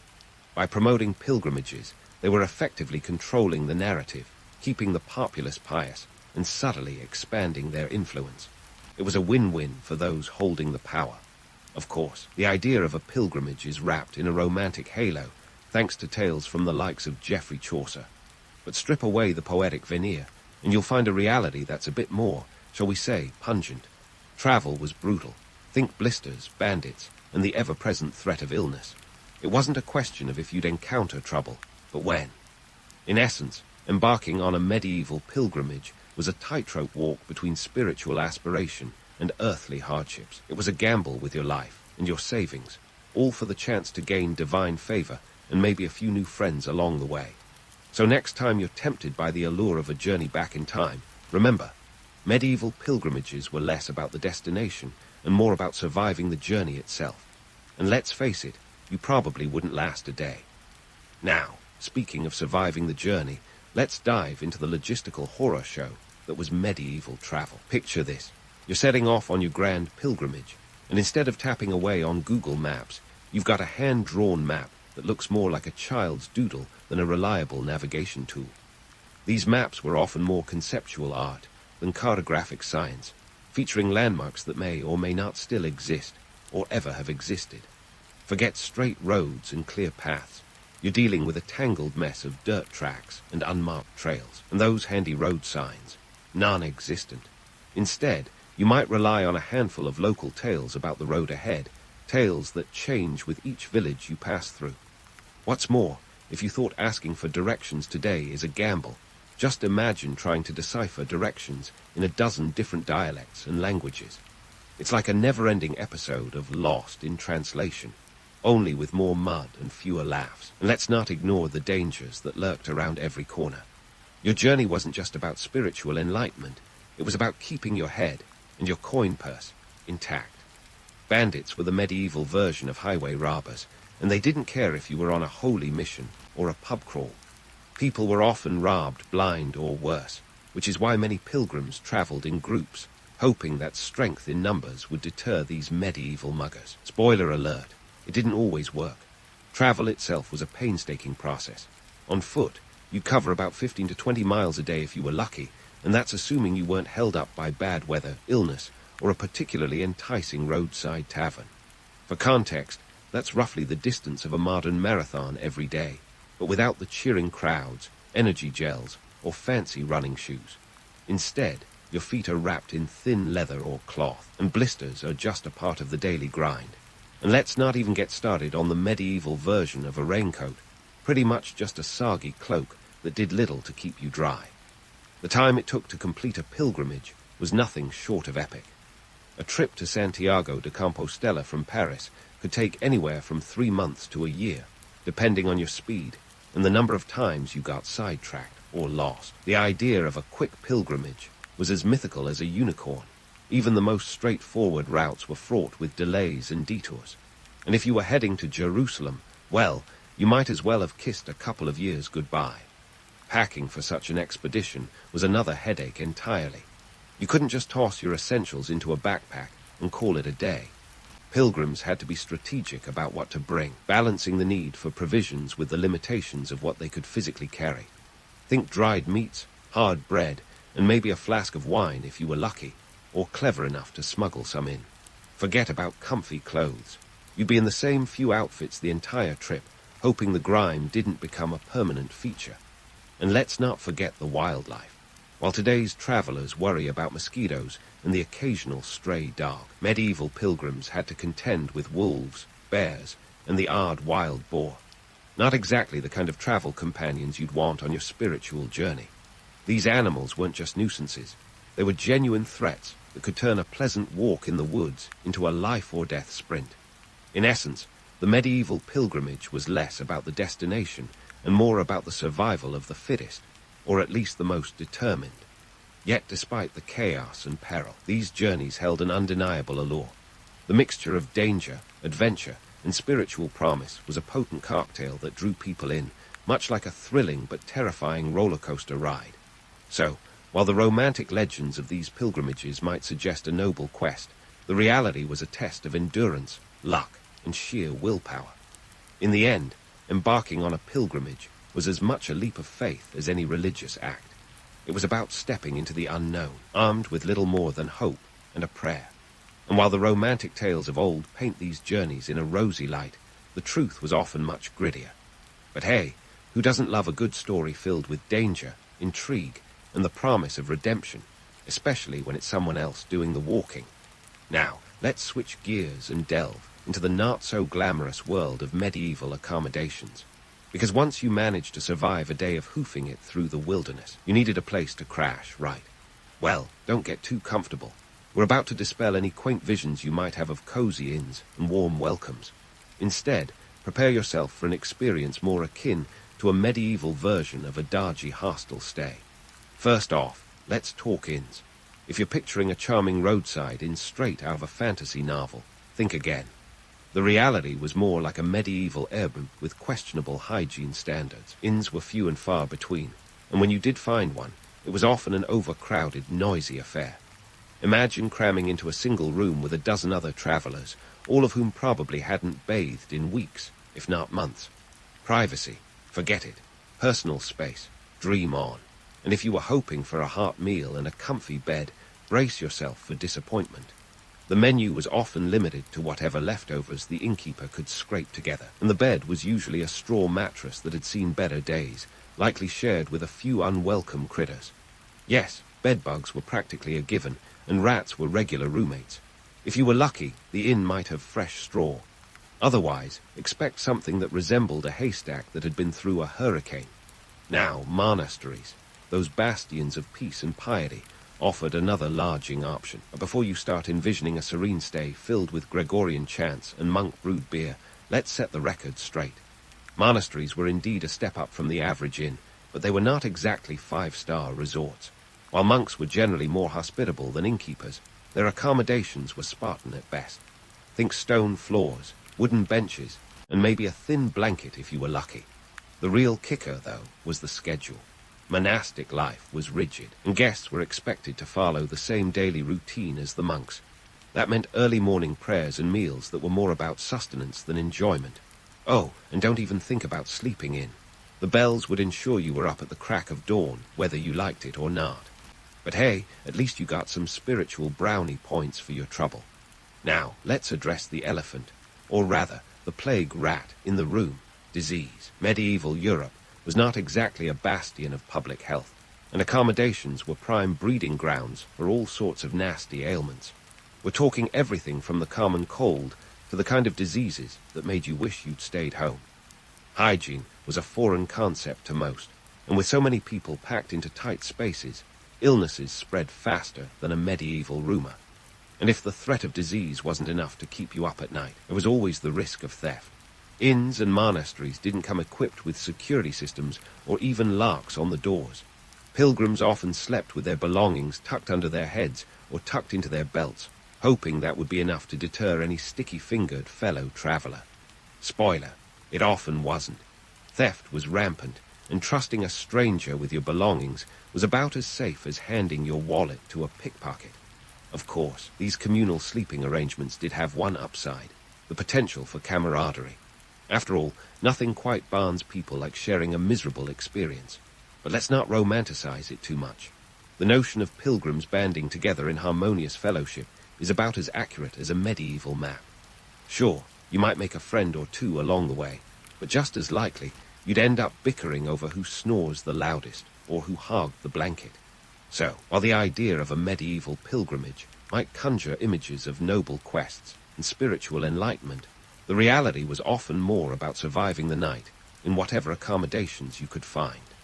Whether you were squeezed into an overcrowded inn or enduring the austere hospitality of a monastery, the experience was less about comfort and more about making it through to the next day's journey. In the end, medieval accommodations were a stark reminder that the journey was as much about the challenges as the destination. Yet, despite the hardships, these experiences added to the tapestry of the pilgrimage. They tested the pilgrim's resolve, fostered unexpected connections, and became stories to tell for those who made it back. But before you start packing your bags for a medieval sleepover, remember this. The reality was often far from the romanticized tales we've inherited. It was a test of endurance, patience, and sometimes sheer luck. And as we prepare to continue this journey, let's not forget the economic and social dynamics that underscored these pilgrimages. These were not just personal quests, but also reflections of a society navigating faith, survival, and the pursuit of something greater. So, as we leave the dubious comfort of medieval accommodations behind, let's press on, ever mindful of the grit that marked these journeys of a bygone era. Stay tuned for more tales of medieval madness, where the only certainty is uncertainty itself. As we leave behind the dubious comfort of medieval accommodations, let's dive headfirst into the social circus that was the medieval pilgrimage. Spoiler: if you think today's group tours have drama, you ain't seen nothing yet. Your fellow travelers were a veritable grab bag of society, each with their own quirks, ambitions, and let's face it, personal hygiene standards. First up, the knights. These guys were the medieval equivalent of celebrities, complete with shining armor and the swagger to match. But don't be fooled by the glint of their chainmail. Many were on the road for reasons less chivalrous and more penitential. Remember, sin tax in those days meant atoning with a pilgrimage, not coughing up cash. And of course, a knight never traveled alone. Into the entourage, a small army of squires and servants schlepping their master's gear, and let's be real, probably muttering under their breath about the boss's latest life choices. Then you've got the merchants, the middle-class heroes of the medieval economy. They were less about spiritual redemption and more about shaking hands and striking deals. Pilgrimages were prime networking events, perfect for expanding business ties along with spiritual horizons. And given the economic stakes, traveling merchants were no slouches. They were as adept at haggling over relics as they were at dodging bandits. Of course, no pilgrimage would be complete without the ever-present peasants. For them, this journey was a once-in-a-lifetime opportunity, or gamble, depending on your luck. These folks scraped together their meager savings, hoping their sacrifice might earn them divine favor or at least a few stories to outshine the neighbors back home. They traveled light, carried faith heavier than their wallets, and often relied on the charity or pity of others to keep them going. Amidst this mix were the clergy, the spiritual chaperones of the pilgrimage world. Priests, monks, and even the occasional bishop added a layer of legitimacy to the proceedings, though they were just as prone to the hardships of the road. Their presence was a double-edged sword, moral guidance on one side, a constant reminder of one's sins on the other. And don't forget, they were also human, meaning they had their own vices and virtues along for the ride. Now, sprinkle in a few renegades, those who didn't fit neatly into any category. Pilgrims with dubious pasts, runaway apprentices, or even women disguised as men to avoid the perils women faced on the road. These were the wild cards of the pilgrimage deck, adding an element of unpredictability to an already volatile mix. They brought stories, secrets, and sometimes chaos. But let's not sugarcoat it. This was no Cumbaya gathering. Social tensions simmered beneath the surface, ready to boil over at a moment's notice. Class distinctions were ever present, as rigid as the medieval caste system itself. Knights might turn up their noses at peasants, merchants could look down on anyone poorer than themselves, and everyone had an opinion about the clergy. It was like a medieval soap opera, complete with power struggles and plot twists. Yet these pilgrim groups weren't just about conflict. They were about surprising alliances too. Necessity, after all, is the mother of invention and unlikely friendships.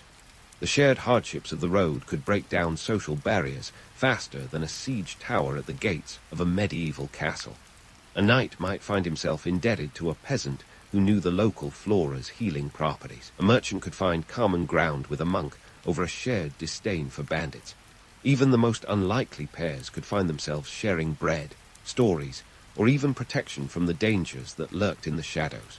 And those dangers were all too real. Bandits weren't picky about who they robbed, and wild animals weren't concerned with social hierarchies. When the chips were down, your fellow pilgrims were your best hope of making it out alive. It was a strange cocktail of camaraderie and conflict, a constant balancing act between cooperation and competition. But let's get to the nitty-gritty, the economics of these social dynamics.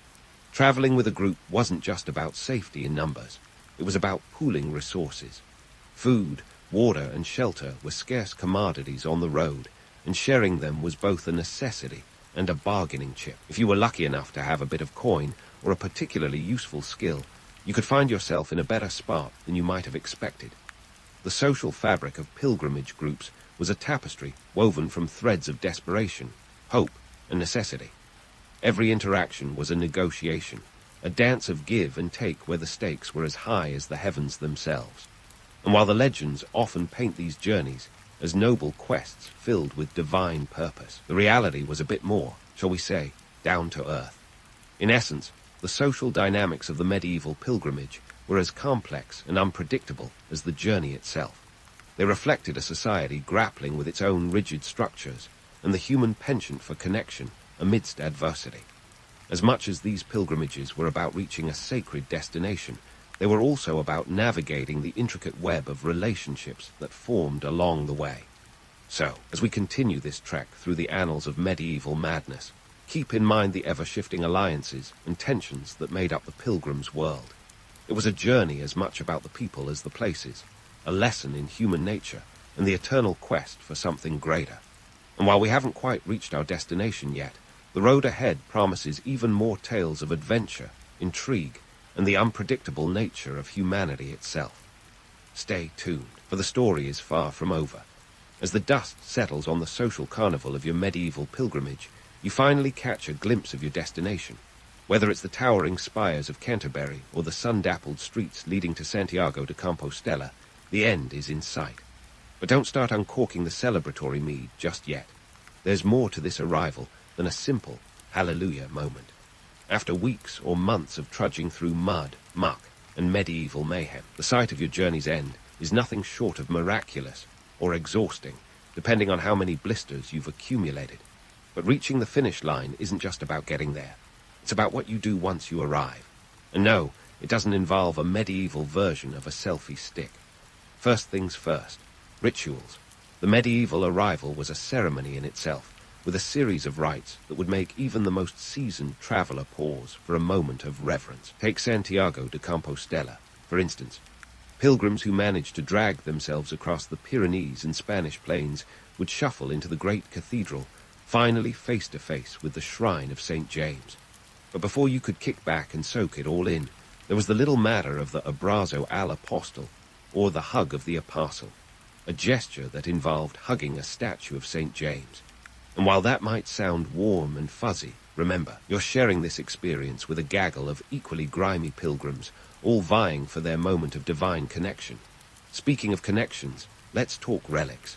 These were the medieval equivalent of a backstage pass, only instead of a rock star, you were getting up close and personal with the bones of a saint. Relics were the spiritual jackpot, believed to hold miraculous powers.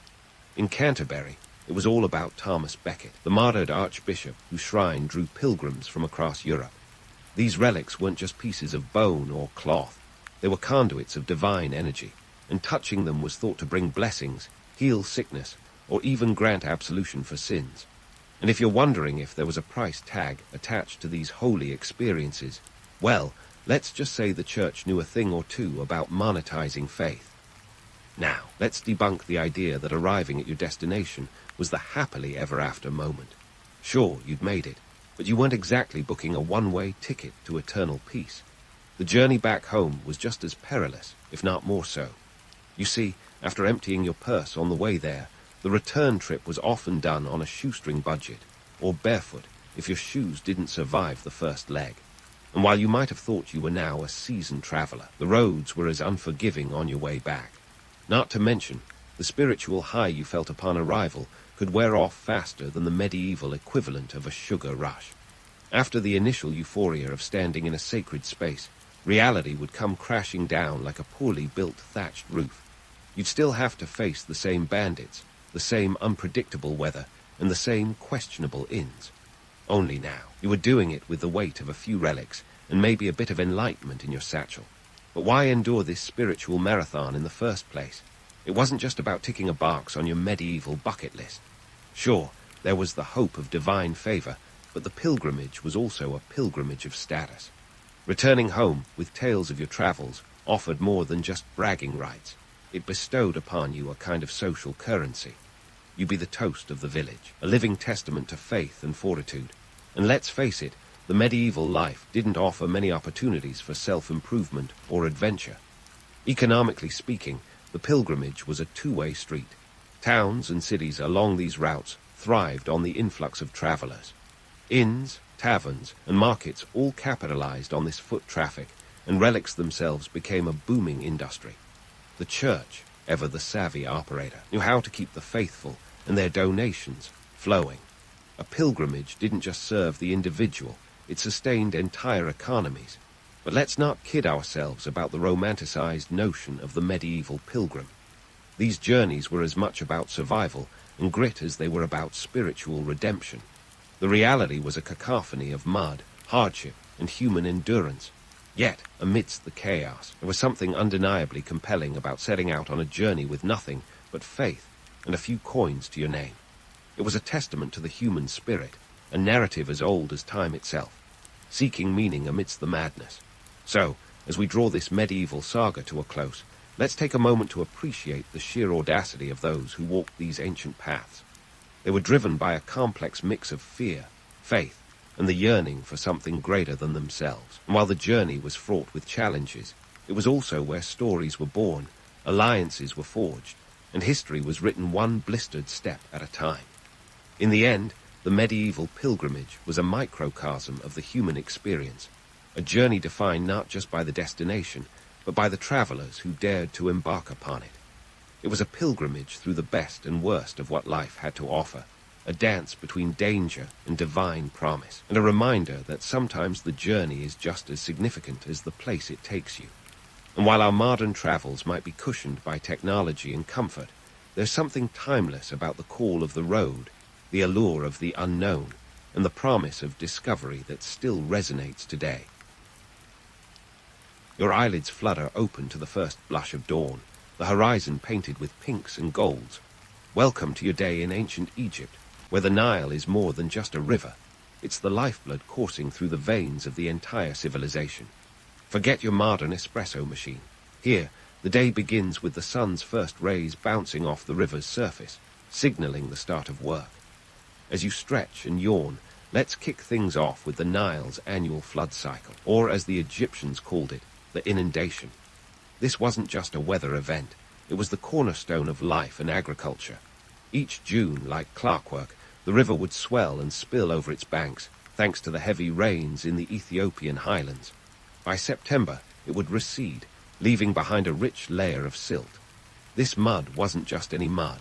It was like nature's fertilizer, turning the surrounding fields into a farmer's dream. Crop yields could multiply like rabbits in springtime, and this miraculous mud was the secret sauce. Now, let's talk about the ancient equivalent of your morning workout, the shadaf. Picture this, a simple yet genius contraption that looks a bit like a seesaw. One end has a counterweight, usually a hefty chunk of clay or stone, and the other, a bucket. You dip the bucket into the river, and with a bit of elbow grease, hoist it up to irrigate the fields. It's low-tech but highly effective, and it's basically how our ancient friends turned the Nile's bounty into thriving crops. Who needs CrossFit when you've got this kind of upper body workout? But here's the thing. Ancient Egyptians weren't just farmers. They were proto-meteorologists. They had to be. The Nile's flood wasn't a guaranteed event, and if it didn't happen, well, you couldn't exactly call in an order for rain. They relied on the stars, and even the behavior of birds to predict the flood. Sirius, the bright star you might know as the Dog Star, was their celestial calendar. Its rising in the pre-dawn sky was a signal that the flood was imminent. Think of it as Mother Nature's Google Calendar alert, telling everyone it was time to prepare. Now, all this grain you're growing, wheat, barley, and the like, wasn't just for your family's bread. It was the economic backbone of Egypt. Yes, those pyramids might steal the spotlight, but behind every massive block of limestone was a field of barley making it all possible. Grain was currency, sustenance, and trade goods all rolled into one. It was stored in granaries and doled out like cash. The scale of operation wasn't small potatoes, either. Some estimates suggest that a single harvest could feed tens of thousands of people. It's like being part of the original farm-to-table movement, minus the Instagram posts. Oh, and let's not forget who's calling the shots in this agrarian drama, the pharaoh. He wasn't just lounging around in a palace. He was the linchpin ensuring that these crops kept coming. The pharaoh was seen as a divine figure, a living god whose job was to maintain Mad, the cosmic order, and part of that divine duty, making sure the Nile did its thing. If the river didn't flood, it wasn't just a bad year. It was seen as a cosmic imbalance. The pharaoh had priests, scribes, and officials all working in concert to keep the agricultural engine running. It was a hierarchical machine. Land was owned by the state, distributed in a complex web of leases and obligations. So there you are, standing on the banks of the Nile as the sun climbs higher, understanding that your day isn't just about tending crops. It's about being a cog in an economic and cosmic machine that's as predictable as it is unpredictable. As you head into the fields, remember, this isn't just farming. It's a legacy, a lifeline, and a divine duty wrapped into one sun-drenched package. Now that you've embraced the cosmic responsibility of farming in ancient Egypt, let's get our hands dirty with the mid-morning hustle. Forget those romanticized images of pastoral bliss. This is more like an ancient cross-fit session with a side of sunburn. Welcome to the world of irrigation and ploughing, where the tools are rudimentary but the stakes are sky-high. First up, let's talk about irrigation. The Shaduf might have kick-started your day, but it was just the beginning. By mid-morning, you'd be knee-deep in the real work, channeling water through a network of ditches and basins. These irrigation systems were about as complex as your favorite conspiracy theory. They had to be meticulously planned and maintained, a task that fell on the shoulders of the average farmer. And here's the kicker: the success of your harvest, and by extension your life, depended on getting this right. No pressure, right? Now about those tools. Imagine trying to plow a field using a stick tied to a cow. That's not too far from reality with the wooden plows of the time. These plows were primitive, often just a forked branch that scratched the surface of the earth. They were lightweight, which sounds great until you remember you're not plowing a golf course. You're wrestling with tough, unyielding soil. Enter the oxen, the ancient tractors of choice. These beasts of burden were the muscle behind the operation, transforming your rudimentary plow into a functional farming tool. Oxen were the John Deere of the Nile Valley, minus the shiny paint job and heated seats. But why oxen? Why not horses or donkeys? Well, oxen were like the all-terrain vehicles of the animal kingdom, strong, sturdy, and adaptable to the harsh Egyptian climate. Plus, they were relatively low maintenance. Feed them, keep them healthy, and they'd work as long as you needed. In ancient Egyptian terms, they were a good return on investment, a phrase that would make any modern financier nod approvingly. Moving on to the social hierarchy in the fields, the picture wasn't as simple as it might seem. It wasn't just a bunch of farmers toiling under the sun.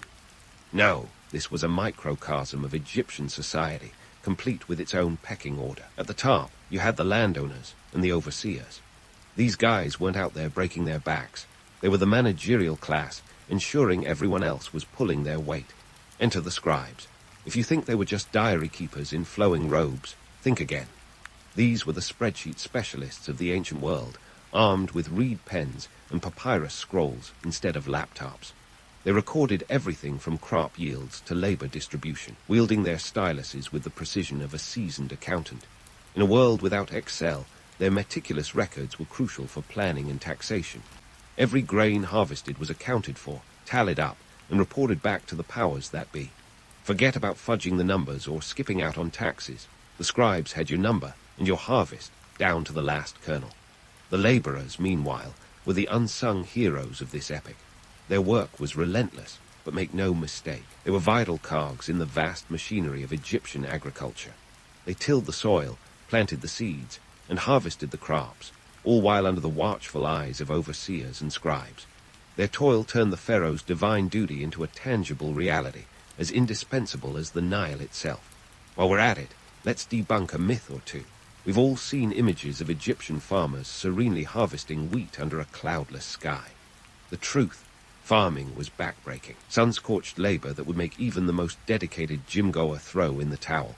And yet, despite the hardships, there was a certain romance to it all. The Nile's inundation, the communal effort, the rhythm of planting and harvest. It was a life tied to the land, with its own kind of beauty and fulfillment. So there you are, a part of this ancient agricultural ballet, sweating under the scorching sun as the day rolls on. You've got wooden plows, oxen, and scribes at your side, each playing their part in this grand drama. It's far from idyllic, but it's life, gritty and real. And as you look over the fields, you realize it's not just about surviving another day. It's about being part of something bigger, a legacy that stretches back millennia, as deep and enduring as the Nile itself. The sun is now a blazing chariot overhead, and it's time for a break. But don't expect a Michelin-starred experience. Welcome to the midday meal in ancient Egypt, where extravagance isn't on the menu, but sustenance is. Forget about feasts fit for a pharaoh. Your diet is more about fueling the labor machine than indulging in a gastronomic adventure. Let's start with the stars of the show, bread and beer. If ancient Egypt had a culinary mascot, these two would be it. Picture this. Bread wasn't just a side dish, it was the main event. This wasn't your fluffy artisan loaf either. Egyptian bread was dense, gritty, and packed with calories. Made from emmer wheat, it was the ultimate carb load, providing the energy needed to keep those fields thriving. Bread was so ubiquitous, it practically flowed through the veins of Egyptian society. It was currency and sustenance rolled into one. And then there's beer. Forget the craft brews and IPA flights. This was the original liquid bread. Brewed from barley, it was thick, porridge-like, and more about nutrition than getting buzzed.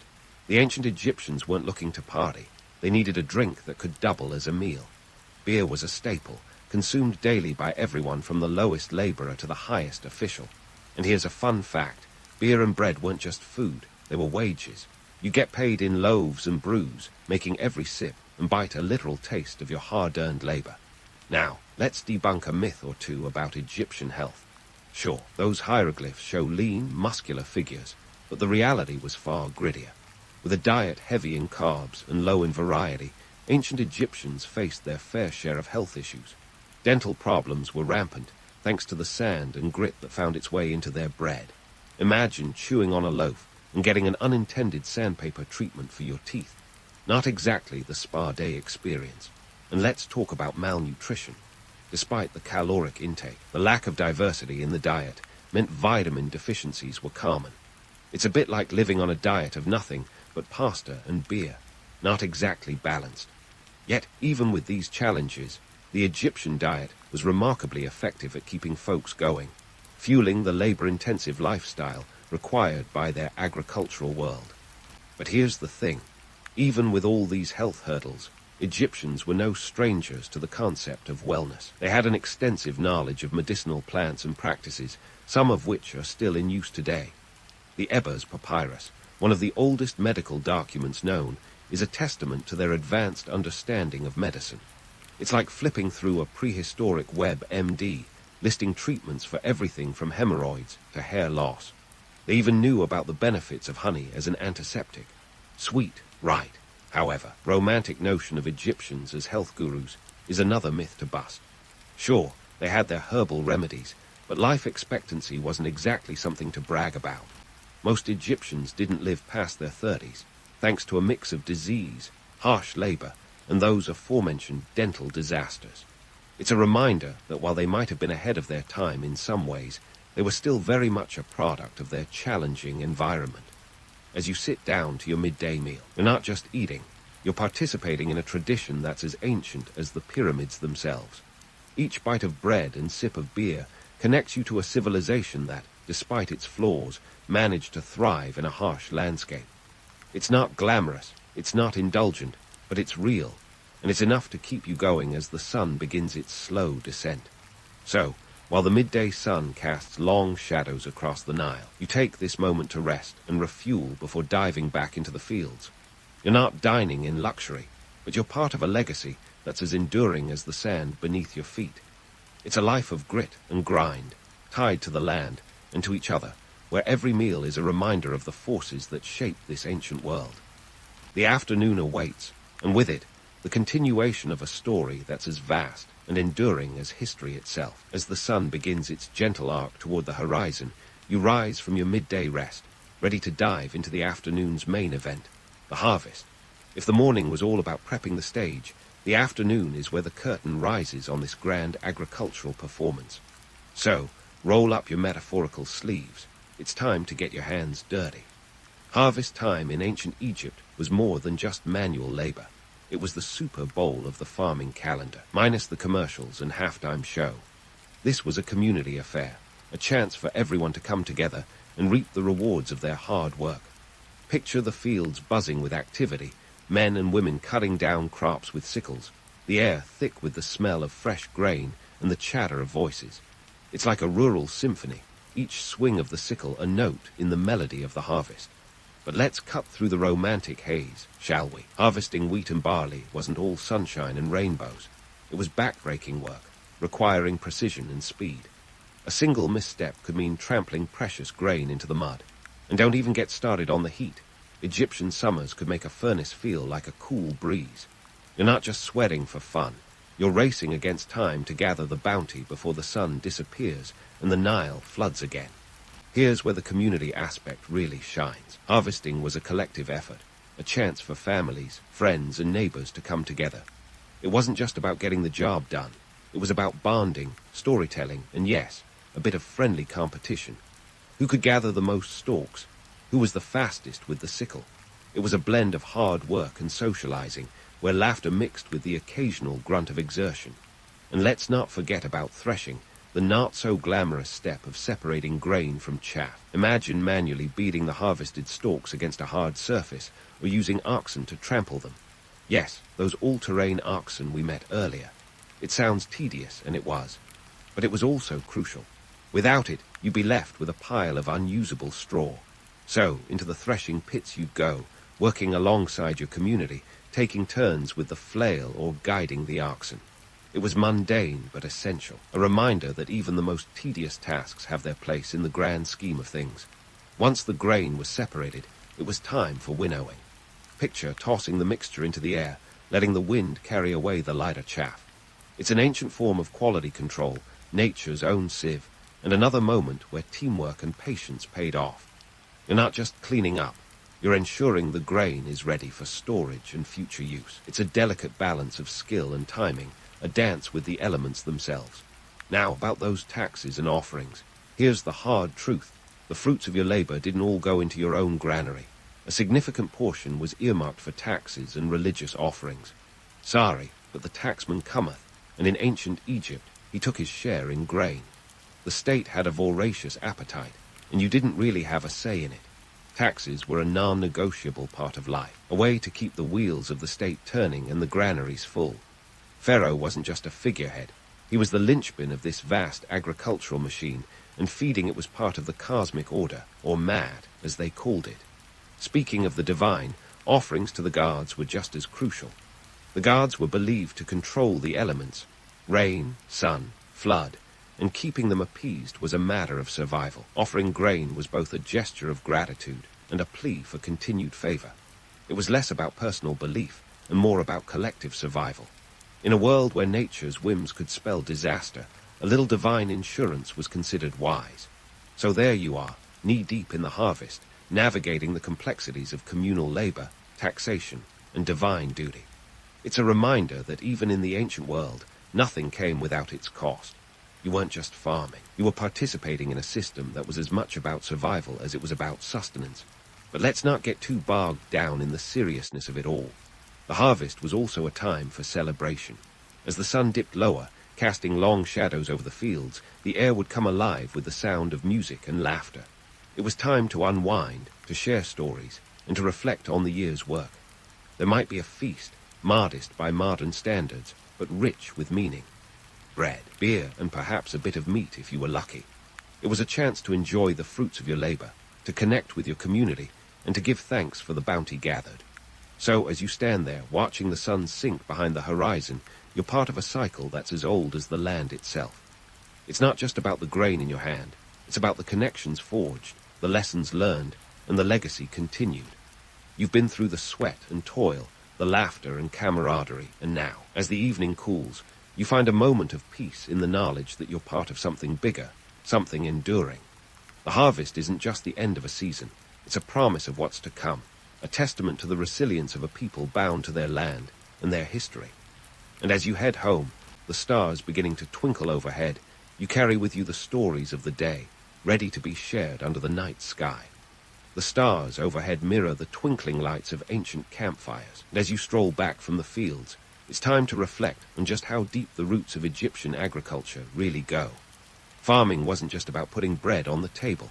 It was the engine that powered an entire civilization, from the humblest mud brick home to the towering pyramids that still boggle our modern minds. Let's start with those grand edifices.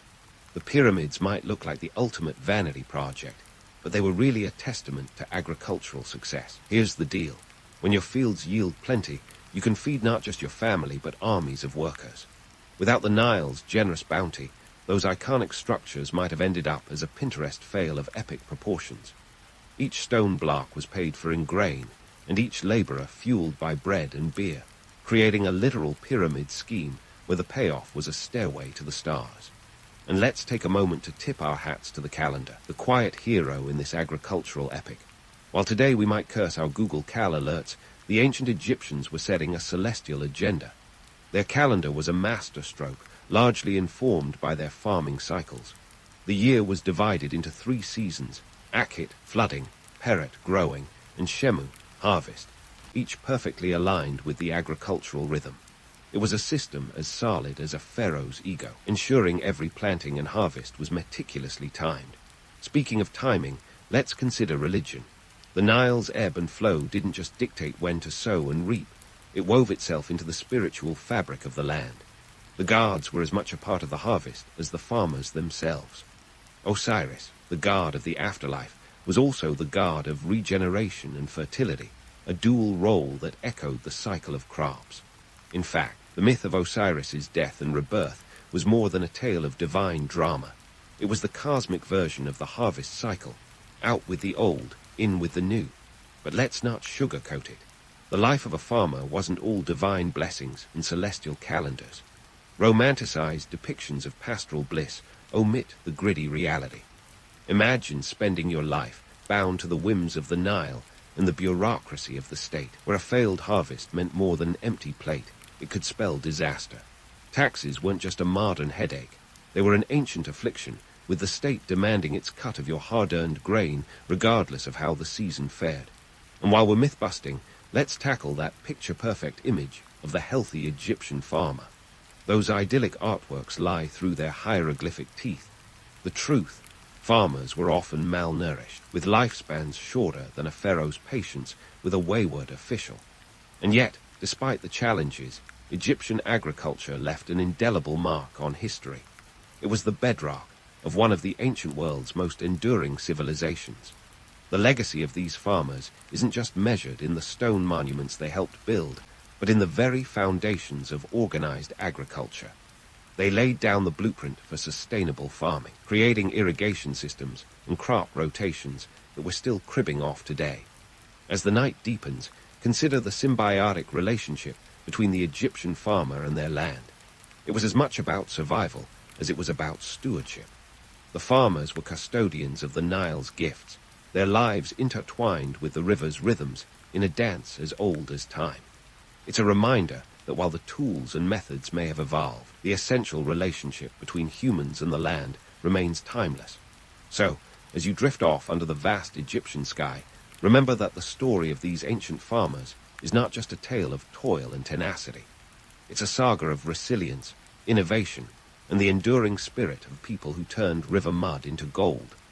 Their legacy persists in every loaf of bread, every irrigation canal, and every calendar reminder that it's time to sow or reap. It's a legacy as enduring as the pyramids and as vital as the Nile's life-giving waters. And that, my friend, is a testament to the enduring power of human ingenuity and determination. You've landed a gig as a medieval executioner's assistant, that charming occupation you definitely didn't see posted in the classifieds. Your boss, the executioner, isn't exactly winning any popularity contests, but he's important, like really important. You see, back in the Middle Ages, people didn't just binge-watch crime documentaries, they lived them. Public executions were the blockbuster events of the day, drawing crowds that would make modern rock concerts blush. Townspeople gathered not just for the spectacle, but for the deep moral and social lessons these grim affairs were supposed to impart. It's like Game of Thrones, but with fewer dragons and more inconveniently timed beheadings. Now about your boss, the executioner. He's a bit of a paradox. On one hand, he's shunned, like the guy who shows up to a party and immediately starts talking about tax brackets. On the other, he's kind of a big deal.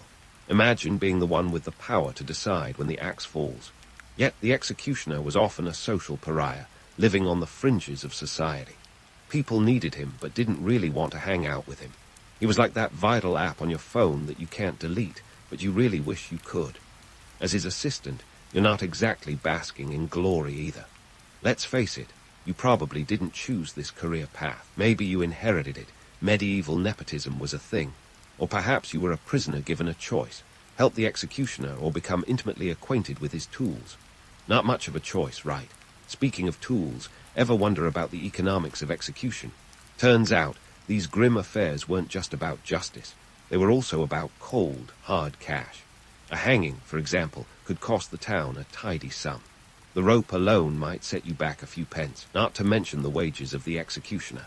An executioner's fee could range from a few shillings to a hefty pound, depending on the notoriety of the criminal and the complexity of the execution. Think of it as a darkly twisted version of modern-day event planning. The logistics were daunting. You didn't just rock up one morning and start executing people. Nope, there were schedules, permissions, and sometimes even rehearsals. Remember, you couldn't afford any slip-ups. A botched execution was not only embarrassing, but could lead to riots or worse, a demotion to the stocks. Execution days were a whole different beast. Picture a carnival, but instead of cotton candy, you have a gallows. The crowds, the vendors hawking their wares, the palpable tension in the air, it was all part of the experience. Some executions even had musical accompaniment, because nothing says justice served like a jaunty tune. As the assistant, you're the one making sure everything runs smoothly, from the sharpening of the axe to ensuring the condemned actually shows up. Drop the ball, and it could literally cost lives, yours included. Now, let's debunk a little myth. The notion that executioners were just mindless brutes swinging axes without a care in the world. In reality, these guys were skilled professionals. You couldn't just walk into the job without knowing your way around a sword or a noose. Executioners had to be precise and efficient. A clean execution was a mark of professionalism. A messy one could lead to chaos. Plus, these guys had to study anatomy, not quite medical school, but enough to know where to aim for a quick end. The social standing of executioners and their assistants was, let's just say, complicated. They were essential yet ostracized, needed but unwanted, like the medieval version of tech support. Nobody wanted to talk to them unless something went horribly wrong. Yet they also held a strange power. People might cross the street to avoid them, but they also feared them. A lot of folklore surrounded these figures, casting them as everything from sadists to reluctant heroes. The truth, as always, was somewhere in between. So, here you are, smack dab in the middle of this macabre world, where your job is as much about navigating social taboos as it is about ensuring the executioner's axe is polished to a lethal shine. Not exactly a dream job, but it's the Middle Ages. What else are you going to do? Join a monastery? Get real. Welcome to your new life, where the pay is questionable, the work is grim, and the social life is non-existent. But hey, at least you'll never have to worry about your job getting outsourced. So, where do we leap into the grimy spectacle of medieval justice from here, you ask? Right into the muck of daily duties, my friend. As an executioner's assistant, your day starts not with a latte, but with a grindstone. Those tools of the trade, axes, swords, ropes, don't maintain themselves. Remember, a sharp axe is your best friend and your worst enemy. Keep it keen, and you're looking at a quick, clean execution. Let it dull, and you've got a mess on your hands that's uglier than a medieval dentist's appointment. You see, the grim reality is, you're part janitor, part stage manager, part medieval handyman. And yes, it's as unglamorous as it sounds. The tools of the trade are as demanding as a diva on opening night. A well-maintained axe is crucial for a swift execution. No one wants a second swing, trust me. That's the kind of mistake that gets people talking, and not in a good way. If you botch it, you're not just looking at raised eyebrows. You could incite a riot. The townsfolk came for a show, not a spectacle of ineptitude. Let's lay to rest another myth, that all executioners were axe-wielding brutes. While the image of the hooded figure swinging an axe might make for a great Halloween costume, the reality was often different. Depending on the crime and the criminal, your boss might opt for the sword or even a noose. In fact, the axe was more of a northern European thing. Down in Italy or Spain, swords were the star of the show. They were considered more noble, more dignified, because if there's one thing you need at an execution, it's a touch of class, right? Once the tools are sharpened, it's on to the next delightful task, clean-up duty. Because, surprise, surprise, executions are messy affairs.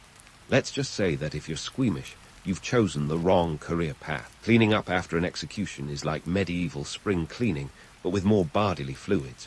The scaffold, the block, the tools, you're scrubbing and mopping like there's no tomorrow, because in this line of work there might not be. Now, onto the spectacle itself. A successful execution is all about choreography. Like a macabre dance, every step must be executed, pun intended, with precision. The condemned must be brought out at just the right moment, the crowd worked up to the perfect pitch of anticipation. The executioner's role is as much about timing as it is about technique. And you, dear assistant, are the stage director in the shadows, ensuring every cue is hit. And what happens when things don't go according to plan? Spoiler, it's not pretty. A botched execution is the medieval equivalent of a tech disaster during a live stream. If the axe doesn't do its job in one clean stroke, the crowd's mood can shift faster than you can say, off with his head. There are accounts of executioners being chased out of town for less. You might think, hey, can't be that bad, right? But imagine trying to keep order with the bloodthirsty crowd turning into an angry mob. Suddenly, your job security feels as stable as a house of cards in a windstorm. You see, it's not just about the act.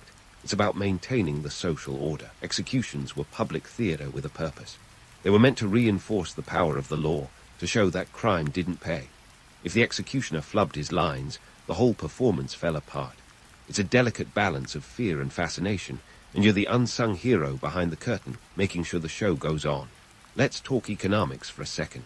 We've touched on the costs, but why did towns fork out the cash for such grim events? Well, aside from maintaining order, executions were an economic boon. Vendors would set up shop, hawking everything from pies to trinkets. Think of it as a medieval fair, but with a darker main event.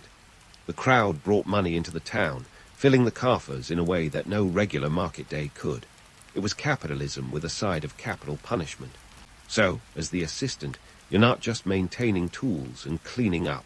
You're part of a complex societal machine. You're ensuring that the execution isn't just an execution, but an event.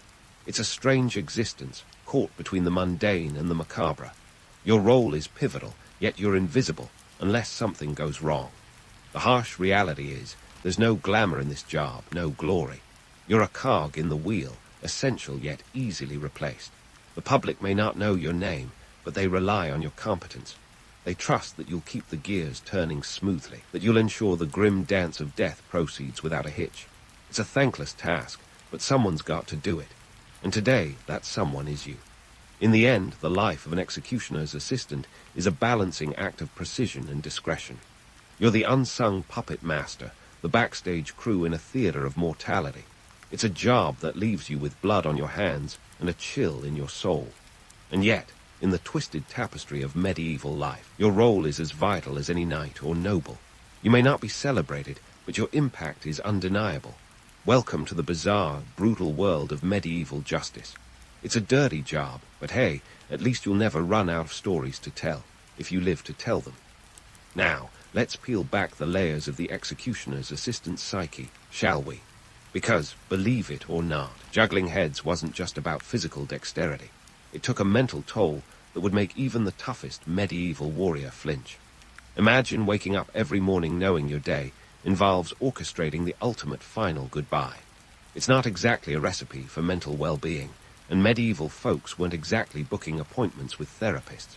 Let's address the big, hooded elephant in the room, the myth of the stoic executioner, unflinching in the face of death.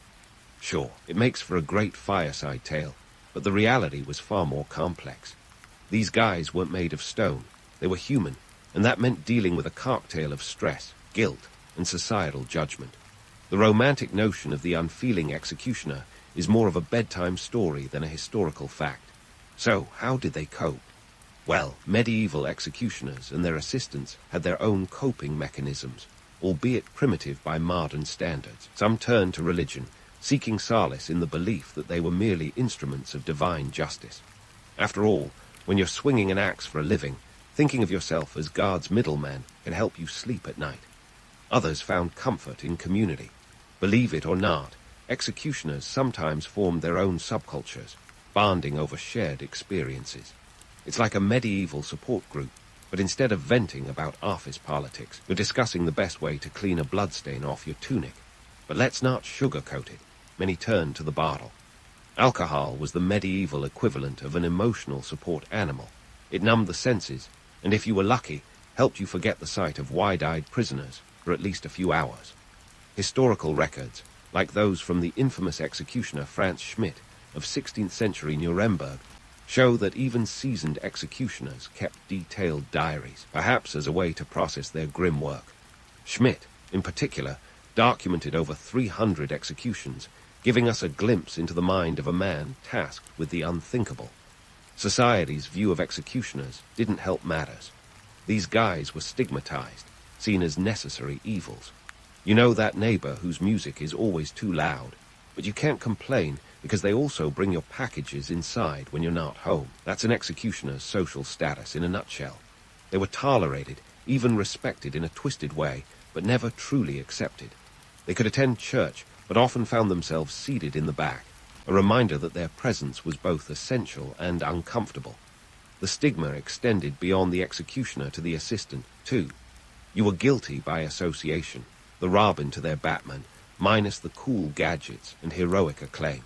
People might nod in your direction, acknowledging your role, but don't expect an invitation to the local feast. The stigma was so entrenched that it sometimes followed executioners into the afterlife. In some regions, executioners were buried in unmarked graves or outside the churchyard, a final snub from a society happy to benefit from their work, but reluctant to offer them a final resting place among their peers. This marginalization forced executioners and their assistants into tight-knit communities, often marrying within the trade to avoid passing the stigma onto their offspring. It's like a medieval version of the family business, except instead of handing down a bakery, you're passing on the family axe. And while it might seem like a grim inheritance, for some, it was a path to stability. In a world where professions were often hereditary, having a job, any job, was better than starving. Despite the grim nature of their work, executioners wielded a strange kind of power. They were both feared and needed, holding the knowledge and skills to end lives with a single strike. In some cases, this fear translated into a sort of respect, twisted as it may be. Executioners were sometimes called upon to act as arbiters or peacekeepers, their presence alone enough to quell disputes. Think of them as the original conflict resolution experts, though their methods were a bit more final. Executioners were also privy to the darkest secrets of their time. Condemned prisoners often confessed their sins before execution, turning the executioner into an accidental confessor. The information they gleaned could be powerful, making them valuable, albeit reluctant, allies to those in power. This knowledge, combined with their unique social position, made executioners enigmatic figures, straddling the line between outcasts and insiders. But let's not forget the psychological cost. The cognitive dissonance of being both essential and ostracized likely weighed heavily on executioners and their assistants. They lived in a world where they were both the hand of justice and the face of death, a duality that must have been as exhausting as it was isolating. So, how did they deal with this burden? Humor, believe it or not, played a part. Gallows humor, a term originating from this very profession, was a coping mechanism that allowed executioners to navigate the emotional minefield of their job. By making light of the macabre, they could distance themselves from the grim reality of their work, if only for a moment. It's the kind of dark comedy that would make even the most seasoned stand-up comic pause, a testament to the resilience of the human spirit. In the end, the life of a medieval executioner's assistant was a complex web of duty, stigma, and survival. They navigated a world that both shunned and needed them, finding solace in community, faith, and humor. It's a testament to the human capacity to adapt, to find a way to endure even the most unendurable circumstances. And while their stories are often overshadowed by the more romanticized tales of knights and nobles, they remind us that history isn't just about the heroes. It's about the unsung players, the ones who kept the wheels turning, even when the going got tough. As the story of the executioner's assistant unfolds, it becomes clear that their existence was a balancing act, a constant negotiation between the demands of their profession and the need to maintain their humanity. It's a tale of resilience, of finding light in the darkest corners, a reminder that even in the bleakest of times, people find ways to cope, to survive, and occasionally to thrive. And while the stigma and psychological toll may have been heavy, their legacy offers a fascinating glimpse into the complexities of medieval life, where every role, no matter how grim, played its part in the grand tapestry of history.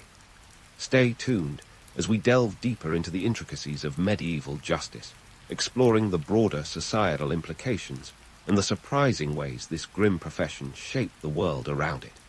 Because in the end, the executioner's assistant was more than just a purveyor of death. They were a reflection of the society that created them, a mirror to the fears and values of their time. And that, dear listener, is a story worth telling. And so, as we peel back the layers of medieval justice, we find ourselves knee-deep in the murky waters of politics and power plays. Because let's face it, even back then, nothing was ever just black and white. Executioners and their trusty, albeit grimacing, assistants had to navigate a labyrinthine landscape where the decisions of who lived and who swung weren't always dictated by justice alone. First off, let's talk about the church. The medieval church, a powerhouse that could make modern political influencers look like mere novices. In a time when heaven and hell were very real destinations, the church wielded a moral authority that was practically unassailable. They weren't just saving souls. They were dictating social policy and swinging the gavel on many an execution. If the church declared someone a heretic, it was your head on the block, literally.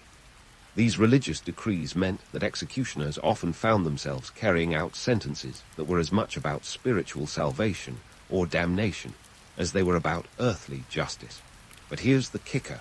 While the church might have been quick to condemn, they also loved a good redemption arc. Executioners had to be ready to pivot, should the condemned suddenly find Jesus, or more importantly, donate a hefty sum to the church. In some cases, this last-minute salvation would commute the sentence to a less terminal punishment, because nothing says divine intervention like a well-timed donation, right? And then there were the local lords, those medieval power brokers who could make or break your day faster than you can say off with his head. These lords were often more concerned with maintaining their grip on power than with any higher notion of justice. If a rival lord's peasant needed to be made an example of, well, guess who was getting an all-expenses-paid trip to the gallows? Executioners, therefore, had to be savvy operators, understanding that their role was not just to carry out orders, but to read the shifting sands of political allegiances. Consider the case of the infamous Black Dinner of 1440 in Scotland. Young William Douglas and his brother were invited to a feast at Edinburgh Castle, only to find themselves suddenly declared enemies of the state. Their swift execution was a stark reminder that political whims could turn a banquet into a bloodbath, without warning. And it was the executioner who had to navigate these treacherous waters, ensuring the act was carried out with the necessary decorum that such politically charged situations demanded. Now, let's debunk the myth of the unsanctioned, rogue executioner. No, these folks weren't vigilantes with a penchant for decapitation. They were, in fact, often caught in a web of legal protocols and bureaucratic red tape. Before an execution could go ahead, there were permissions to be secured and documents to be signed, sort of like getting a building permit, but with a lot more screaming and existential dread. This wasn't just about ensuring justice was seen to be done. It was about maintaining the delicate balance of power. An unauthorized execution could spark scandals that had the potential to spiral into full-blown uprisings. And while we're dispelling myths, let's address the notion of executioners as cold-hearted villains. Sure, they wielded axes and swords, but they weren't heartless automatons. Remember Franz Schmidt, the 16th century Nuremberg executioner with a penchant for diary keeping. His records show a man who struggled with the morality of his profession, who saw himself not as a villain, but as a reluctant enforcer of the law. Far from being soulless, many executioners saw their role as a necessary, albeit grim, service to society. Executioners often had to exercise a level of discretion that would make any diplomat proud. They were the ones who decided if a condemned prisoner's pleas were genuine or if a last-minute pardon was legitimate. It was about more than just swinging an axe. It was about interpreting the will of the powers that be while keeping the peace. An executioner needed to know when to follow orders and when to subtly suggest that maybe, just maybe, a different course of action might be wiser. This discretion extended to the methods of execution, too. The choice of weapon, axe, sword, or noose was not merely a matter of practicality, but of politics and symbolism. A noble might be granted the honor of a sword, while a common criminal could find themselves dangling from a rope. These distinctions weren't just about efficiency. They were about reinforcing social hierarchies and the delicate dance of status. The executioner, therefore, had to be as much a student of societal norms as he was of anatomy. And then there's the economic angle. Public executions were big business, remember, but there's more to it than just the bustling market scene. Local economies often relied on the draw of these events to boost trade and fill municipal coffers. Executioners sometimes found themselves at the center of these economic storms, acting as both the executioner and the reluctant master of ceremonies. The better the show, the more the town would profit. So there was pressure not just to perform the execution, but to make it memorable, because nothing says good for business like a well-executed execution. Despite their grim reputation, executioners often found themselves in the unexpected role of peacemakers. Their unique position and the fear they inspired allowed them to mediate disputes that might otherwise have ended in bloodshed. It's an ironic twist that the very people responsible for ending lives were sometimes the ones saving them. But let's not forget the personal cost. Executioners and their assistants lived in a constant state of tension, juggling the demands of duty with the ever-present threat of political fallout. They were, in essence, the medieval equivalent of tightrope walkers, balancing on a wire woven from law, politics, and public perception. In the end, the world of medieval execution was a complex tapestry of power, politics, and pragmatism. Executioners were not mere instruments of death, but key players in a societal drama that was as much about maintaining order as it was about delivering justice. They were both feared and needed, reviled and respected, a testament to the enduring complexity of human society. And as we continue to unravel their stories, we see not just the shadows of the gallows, but the flickering light of humanity that persisted even in the darkest of times. As the curtain falls on the medieval spectacle of executions, let's pivot to their legacy, a curious mix of infamy and evolution. You see, the executioner's role didn't just vanish into the annals of history like a bad haircut phase. It transformed, adapting to the shifting tides of justice and public sentiment. With the decline of public executions, society started to view these grim affairs with less of an appetite for blood and more of a stomach for reform. The 18th and 19th centuries saw a surge in the Enlightenment's rational thinking, which sparked debates about the morality and effectiveness of executions as a deterrent. It was like society collectively woke up from a nightmare and thought, wait, maybe there's a better way to do this whole justice thing. By the time we hit the 19th century, public executions in Europe were on the decline, replaced by more private affairs. England, for instance, moved executions behind prison walls in 1868, recognizing that maybe it wasn't the best PR move to have children munching on apples while watching a hanging. The shift wasn't just about saving face. It reflected a growing belief that the state's power over life and death shouldn't be a public spectacle. Executioners, those once feared figures, found their roles shifting too. As the need for public hangmen dwindled, some transitioned into roles within the evolving justice system. Ironically, these former purveyors of death sometimes became keepers of the peace, working as prison guards or in other capacities within the penal system. They swapped the axe for the clipboard, proving that even in the darkest professions, career evolution is possible. But let's not kid ourselves. Executioners and their assistants didn't just fade into obscurity. Their legacy lingers, not just in the dusty corners of history books, but in the very fabric of popular culture. From cinema to literature, executioners are the brooding, misunderstood anti-heroes who capture our imagination. Think of them as the original Dark Knights, if you will, sans the bat suit, but with twice the psychological baggage. This fascination with executioners in modern media speaks volumes about our complex relationship with justice and morality. It's not just about the thrill of the macabre. It's a reflection of our enduring curiosity about the boundaries of right and wrong, life and death.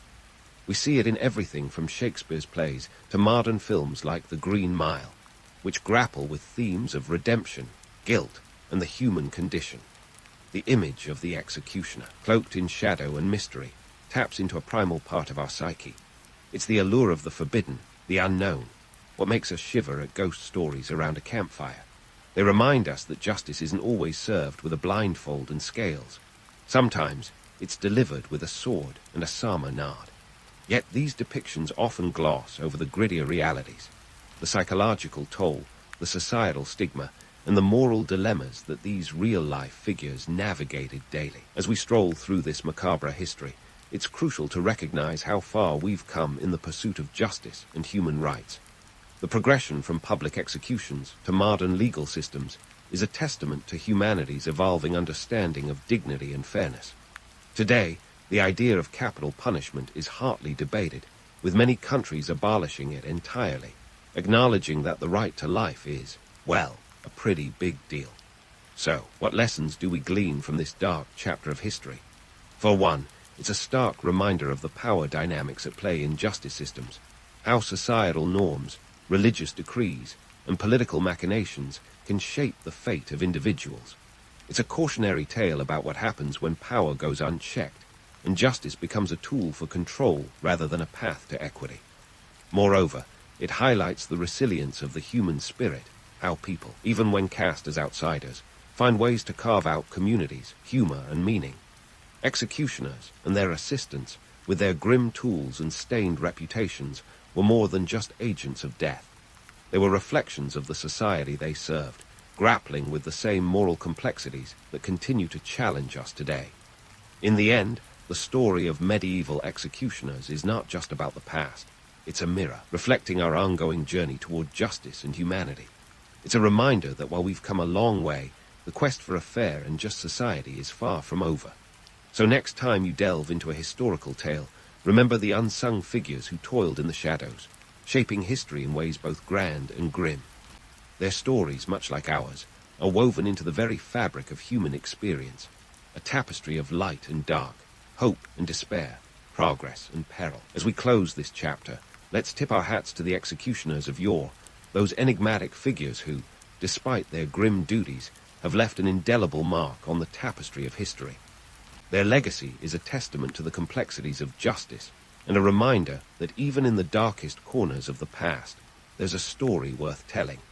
And who knows, perhaps the next time you find yourself pondering the mysteries of justice or the allure of the macabre, you'll think of these shadowy figures and the lessons they've unwittingly taught us.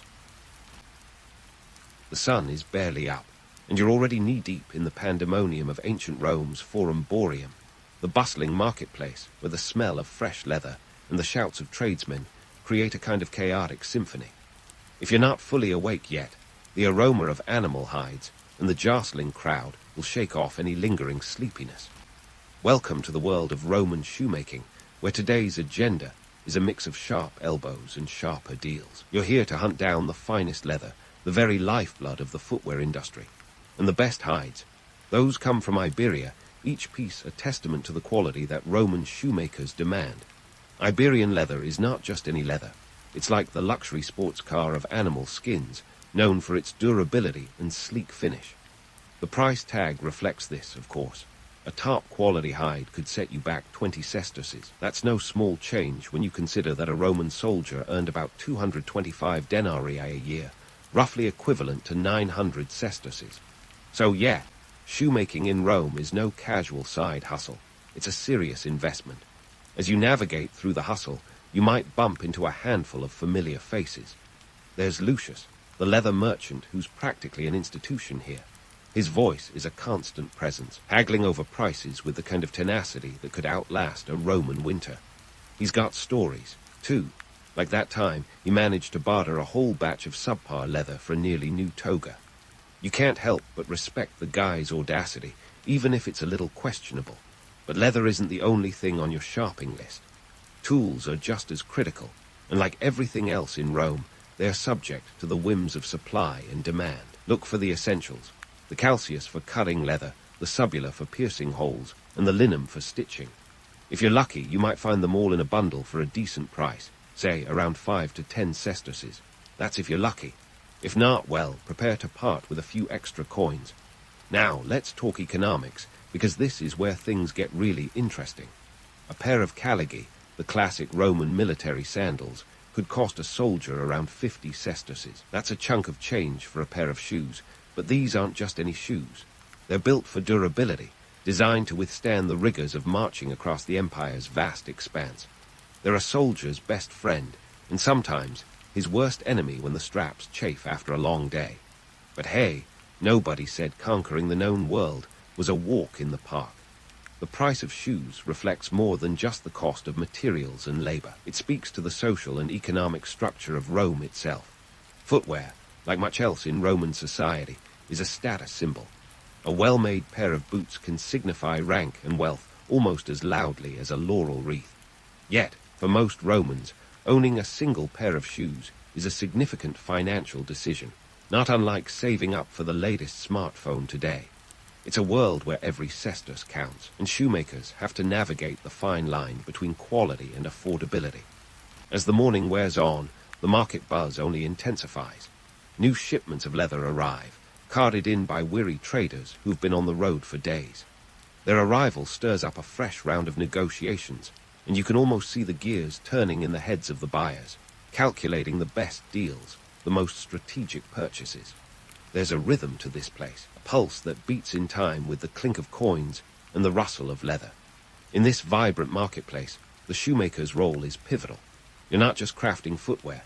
You're weaving together threads of commerce, status, and practicality, creating something that fits into the larger tapestry of Roman life. It's a far cry from the romantic notion of a craftsman quietly plying his trade in a serene workshop.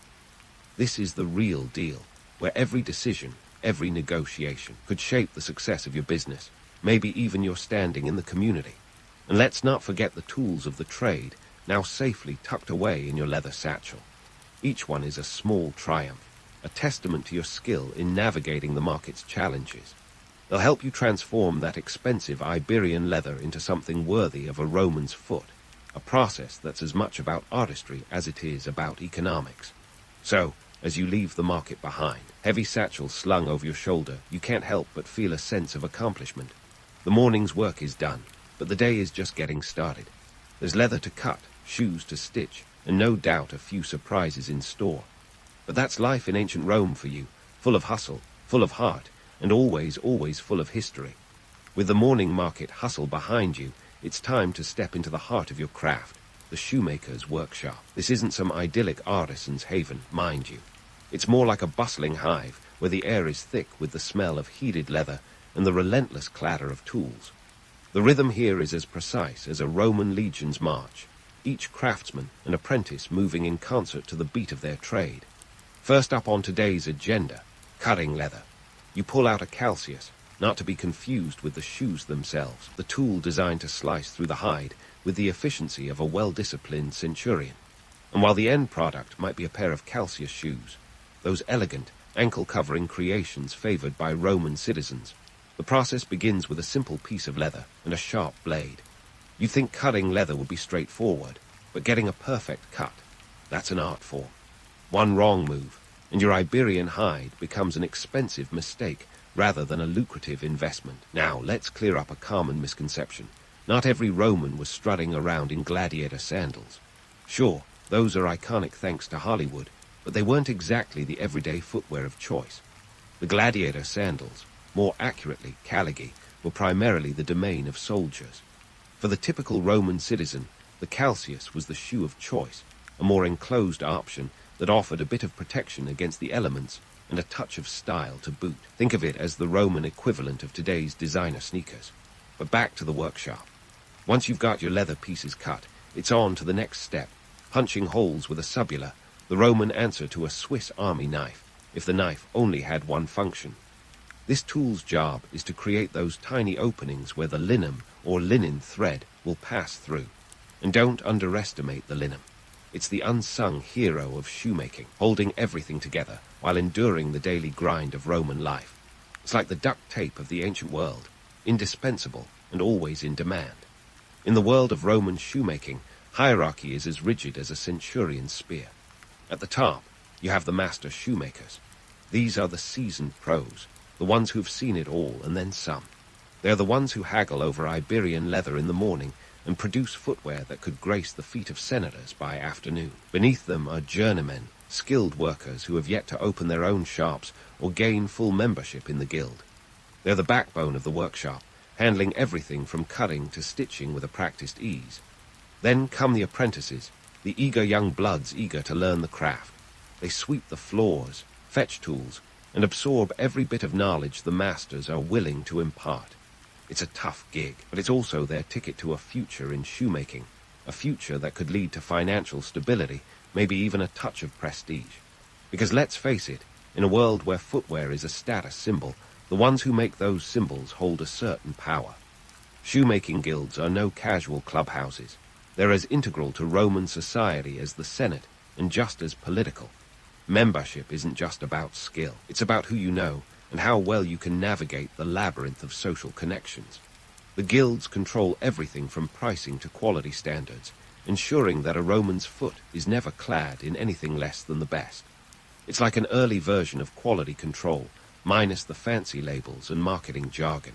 And speaking of quality, let's tackle another myth.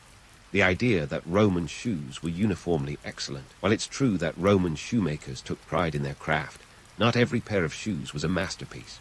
Just like today, there were varying levels of quality, and not everyone could afford top-tier footwear.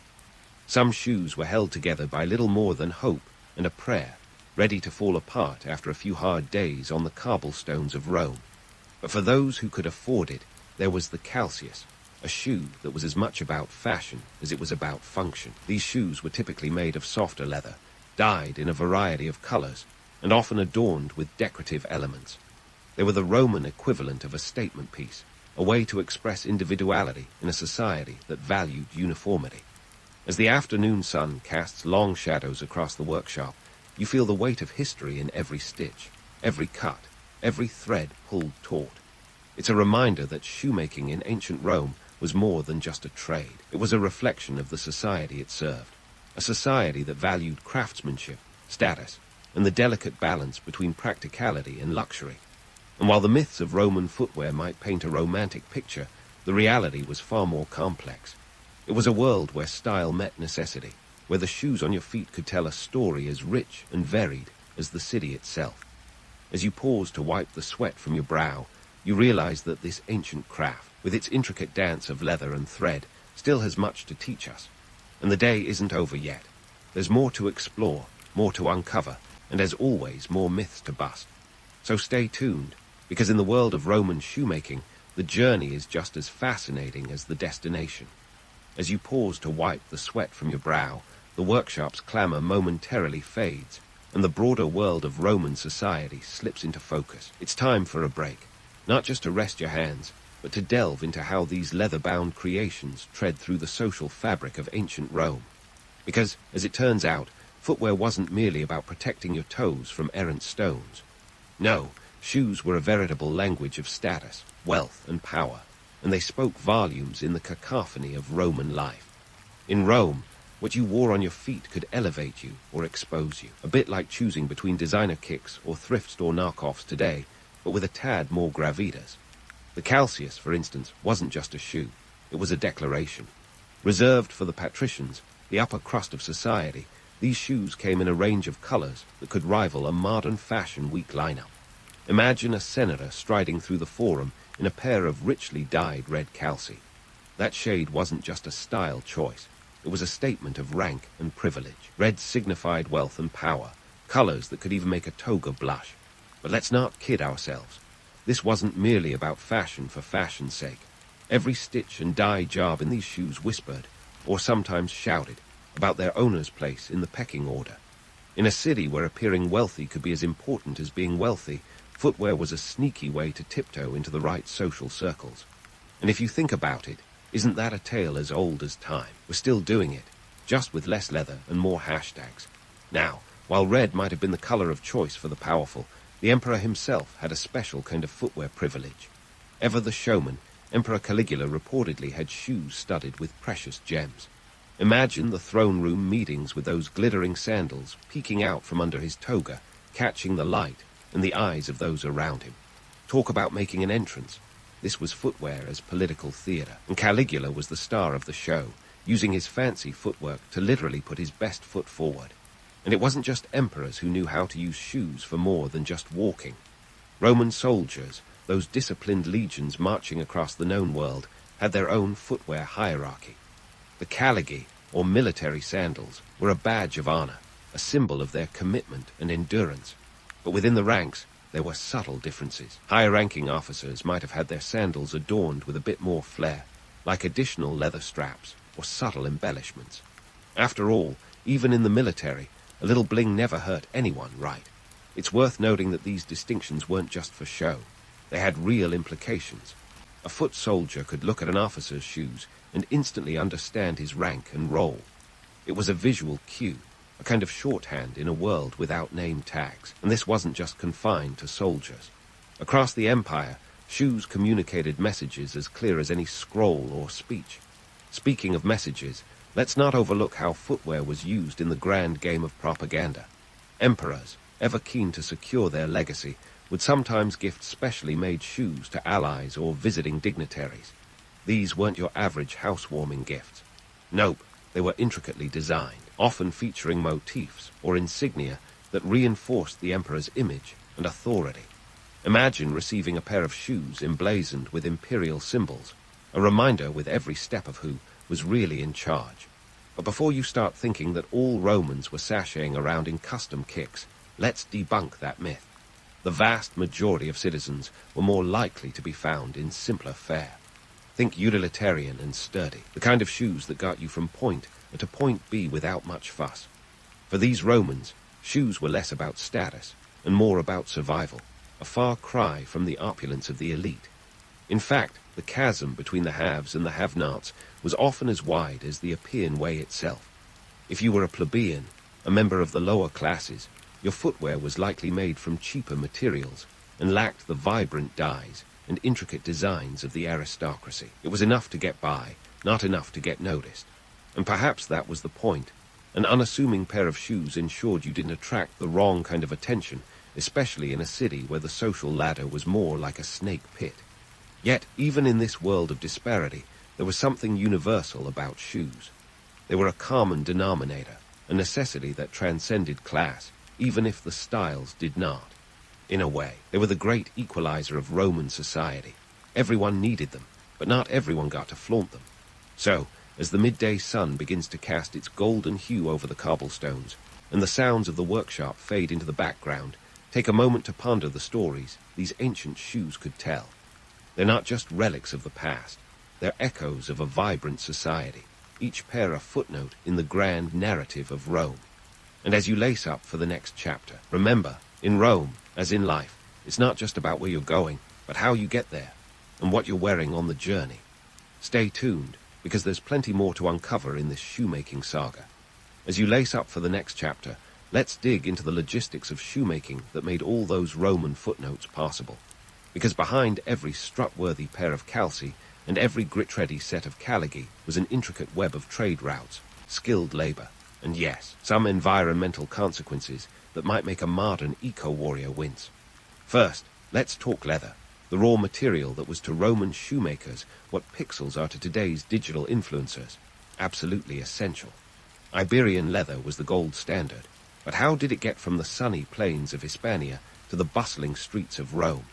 Enter the Mediterranean trade routes, the ancient world's equivalent of a high-speed internet connection, minus the buffering. These routes were the lifelines of the empire, stretching across the known world and ensuring that Roman shoemakers had their pick of the finest hides. The journey from Iberia to Rome wasn't exactly a hop, skip, and a jump. We're talking about hundreds of miles over land before even reaching the bustling ports like Tarraco or Gades. From there, hides were loaded onto ships, braving the sometimes treacherous Mediterranean waters to reach ports like Ostia, Rome's maritime gateway. It's a trip that could take weeks, and that's if the weather and pirates didn't throw a wrench or a trident into the works. Once docked, the leather still had to make its way through the labyrinthine streets of Rome itself. Imagine the logistics. Carts creaking under the weight of hides, winding through narrow alleyways, jostling for space with everything from grain wagons to chariots. Now, let's not romanticize this journey too much. The reality was gritty, full of sweat, toil, and the kind of resourcefulness that would make a Silicon Valley startup blush. But the end goal was worth it. A supple, durable material that was the envy of craftsmen across the empire. Iberian leather wasn't just prized for its quality. It was a status symbol in its own right, a testament to the shoemaker's skill in sourcing the best. But leather wasn't the only thing on the move. Dyes, too, had their own storied paths. The vibrant reds, yellows, and purples that adorned Roman footwear didn't just pop into existence. They were the result of complex processes involving exotic ingredients from across the empire. Take Tyrian purple, for instance. This luxurious dye was sourced from the secretions of Mediterranean sea snails, requiring tens of thousands of mollusks just to produce an ounce. Talk about a labor of love, or lunacy, depending on your perspective. And while we're on the topic of labor, let's peel back the curtain on the skilled hands that transformed these raw materials into wearable art. Shoemaking in Rome wasn't just a job. It was a craft passed down through generations. It was an apprenticeship system that was as much about learning the trade as it was about understanding the market. You see, a shoemaker wasn't just a cobbler. He was a businessman, an artisan, and sometimes a bit of a hustler, always reading the room or the forum for the next big trend. In this world, a skilled shoemaker could make or break his fortune on the cut of a hide or the color of a dye. It was a world where the margins were razor-thin and the stakes were high. Because let's be real, Rome wasn't built on kindness and goodwill. It was built on ambition, competition, and the occasional backroom deal. And while we're busting myths, let's tackle the environmental impact of all this shoemaking. Deforestation. For leather, you bet. The demand for hides meant that vast swaths of land had to be cleared for grazing, leading to deforestation and soil erosion, a problem we're still grappling with today. It was a trade-off that reflected Rome's insatiable appetite for expansion and consumption, a theme as ancient as the city itself. But here's the kicker. For all the environmental consequences, there was no turning back. The leather trade was too entrenched in the Roman economy, too vital to the daily life of the empire. It was a system that worked, even if it came at a cost, a bit like our modern love affair with fast fashion and its own environmental toll. And speaking of fashion, let's not forget the social implications of all this shoemaking. Because in Rome, as in life, what you wore mattered. Shoes were a silent yet powerful communicator of status, and the ability to produce them was a ticket to social mobility. For the shoemakers themselves, success meant more than just financial security. It meant respect, influence, and a seat at the table, or at least a well-made stool. As the afternoon shadows lengthen and the din of the workshop begins to quiet, you're left with a sense of awe at the complexity of this ancient trade. It's a reminder that the past isn't just a series of dates and events. It's a tapestry of human endeavor, ambition, and sometimes folly. And while we've peeled back the layers on some of these stories, there's still so much more to explore. So keep those laces tied tight and your curiosity sharper than a Calcius blade, because the journey isn't over yet. There's more history to uncover, more myths to bust, and more connections to draw between the world of Rome and the one we navigate today. Stay tuned, because the past has plenty more to teach us. As the sun begins its descent, casting a golden light on the cobblestones, we pause to consider the profound legacy of Roman shoemaking. It's not just the shoes themselves that have marched through history. It's the techniques, the craftsmanship, and the economic ripples that have endured long after the empire crumbled. Imagine the knowledge embedded in those ancient soles, crossing centuries and borders, influencing European shoemaking like a silent yet persistent whisper from the past. You see, Roman shoemaking wasn't just about keeping feet off the ground. It was a masterclass in efficiency and design that set the standard for centuries. Those meticulously crafted calci and caligy weren't merely products. They were prototypes. The Romans had a knack for innovation, and their penchant for practicality with a dash of flair became a blueprint for future generations.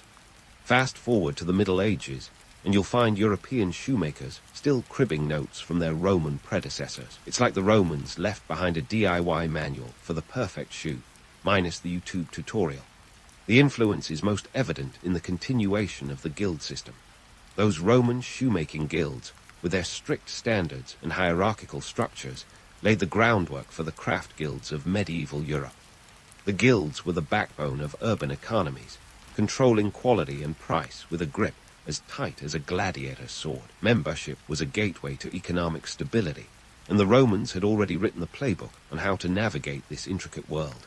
It's a reminder that while empires rise and fall, good business practices have a way of sticking around. But let's not get too misty-eyed over the romance of it all. The reality was that Roman techniques were often harsh, labor-intensive, and let's face it, not exactly OSHA-compliant. Tanning leather involved a cocktail of unpleasant chemicals and a disregard for worker safety that makes you appreciate your ergonomic office chair. Yet, these methods were effective, and their durability ensured that Roman shoes could march across continents, quite literally spreading the empire's influence one step at a time. Now, let's pivot to pop culture, where Roman footwear has been given the Hollywood treatment more times than a laurel wreath at a toga party. Gladiator sandals, with their strappy allure, have become the de facto symbol of Roman footwear in movies and TV. But here's the kicker. Hollywood's take is often as historically accurate as a toga at a modern-day wedding. Those sandals were mostly for soldiers, not for every Roman citizen strutting through the forum. The calcius, the more enclosed shoe, was the real star of the Roman footwear scene, but it's not nearly as photogenic as its strappy counterpart. So while Russell Crowe might have made those gladiator sandals look iconic, the reality was a bit more, shall we say, pedestrian. And let's tackle another myth while we're at it, the idea that all Romans wore leather sandals. In truth, the footwear landscape was as diverse as the empire itself. Sure, leather was king, but you'd also find shoes made from cloth or other materials, especially among the lower classes. These were the crocs of the ancient world, functional and maybe a bit unfashionable, but they got the job done. So next time you see a blockbuster with everyone in leather sandals, remember, it's more about aesthetics than authenticity. As we peel back the layers of legend and reality, it becomes clear that Roman shoemaking wasn't just about shoes. It was about crafting identity, status, and even empire. The techniques honed by Roman craftsmen resonated through the ages, influencing not just the look of shoes, but the very way they were made and sold. That intersection of practicality and artistry is a testament to the enduring legacy of Roman ingenuity. In today's world, where mass production often overshadows craftsmanship, there's something remarkably refreshing about the Roman approach. Their focus on quality, durability, and yes, even style, offers lessons that are surprisingly relevant. In a time when fast fashion reigns supreme, the Romans remind us of the value of investing in craftsmanship that stands the test of time. It's a subtle nudge to consider the impact of our choices, not just on our wallets, but on the world around us. So as you reflect on this journey through the cobbled streets of ancient Rome, consider the threads that have woven their way through history. From the bustling markets to the quiet workshops, From the toes of emperors to the feet of soldiers, Roman shoemaking was more than just a trade. It was a statement of who they were and who we might still aspire to be. A world where quality matters, where skill is honored, and where even the simplest shoe can carry stories across millennia. As the day draws to a close and the shadows lengthen, you can't help but smile at the thought that somewhere, a pair of Roman shoes is still out there, whispering its secrets to the world. It's a reminder that the past isn't just a distant memory. It's a living, breathing part of our present. So here's to the footprints we've followed and the paths yet to tread. Because in the end, history isn't just something we learn. It's something we walk in every day.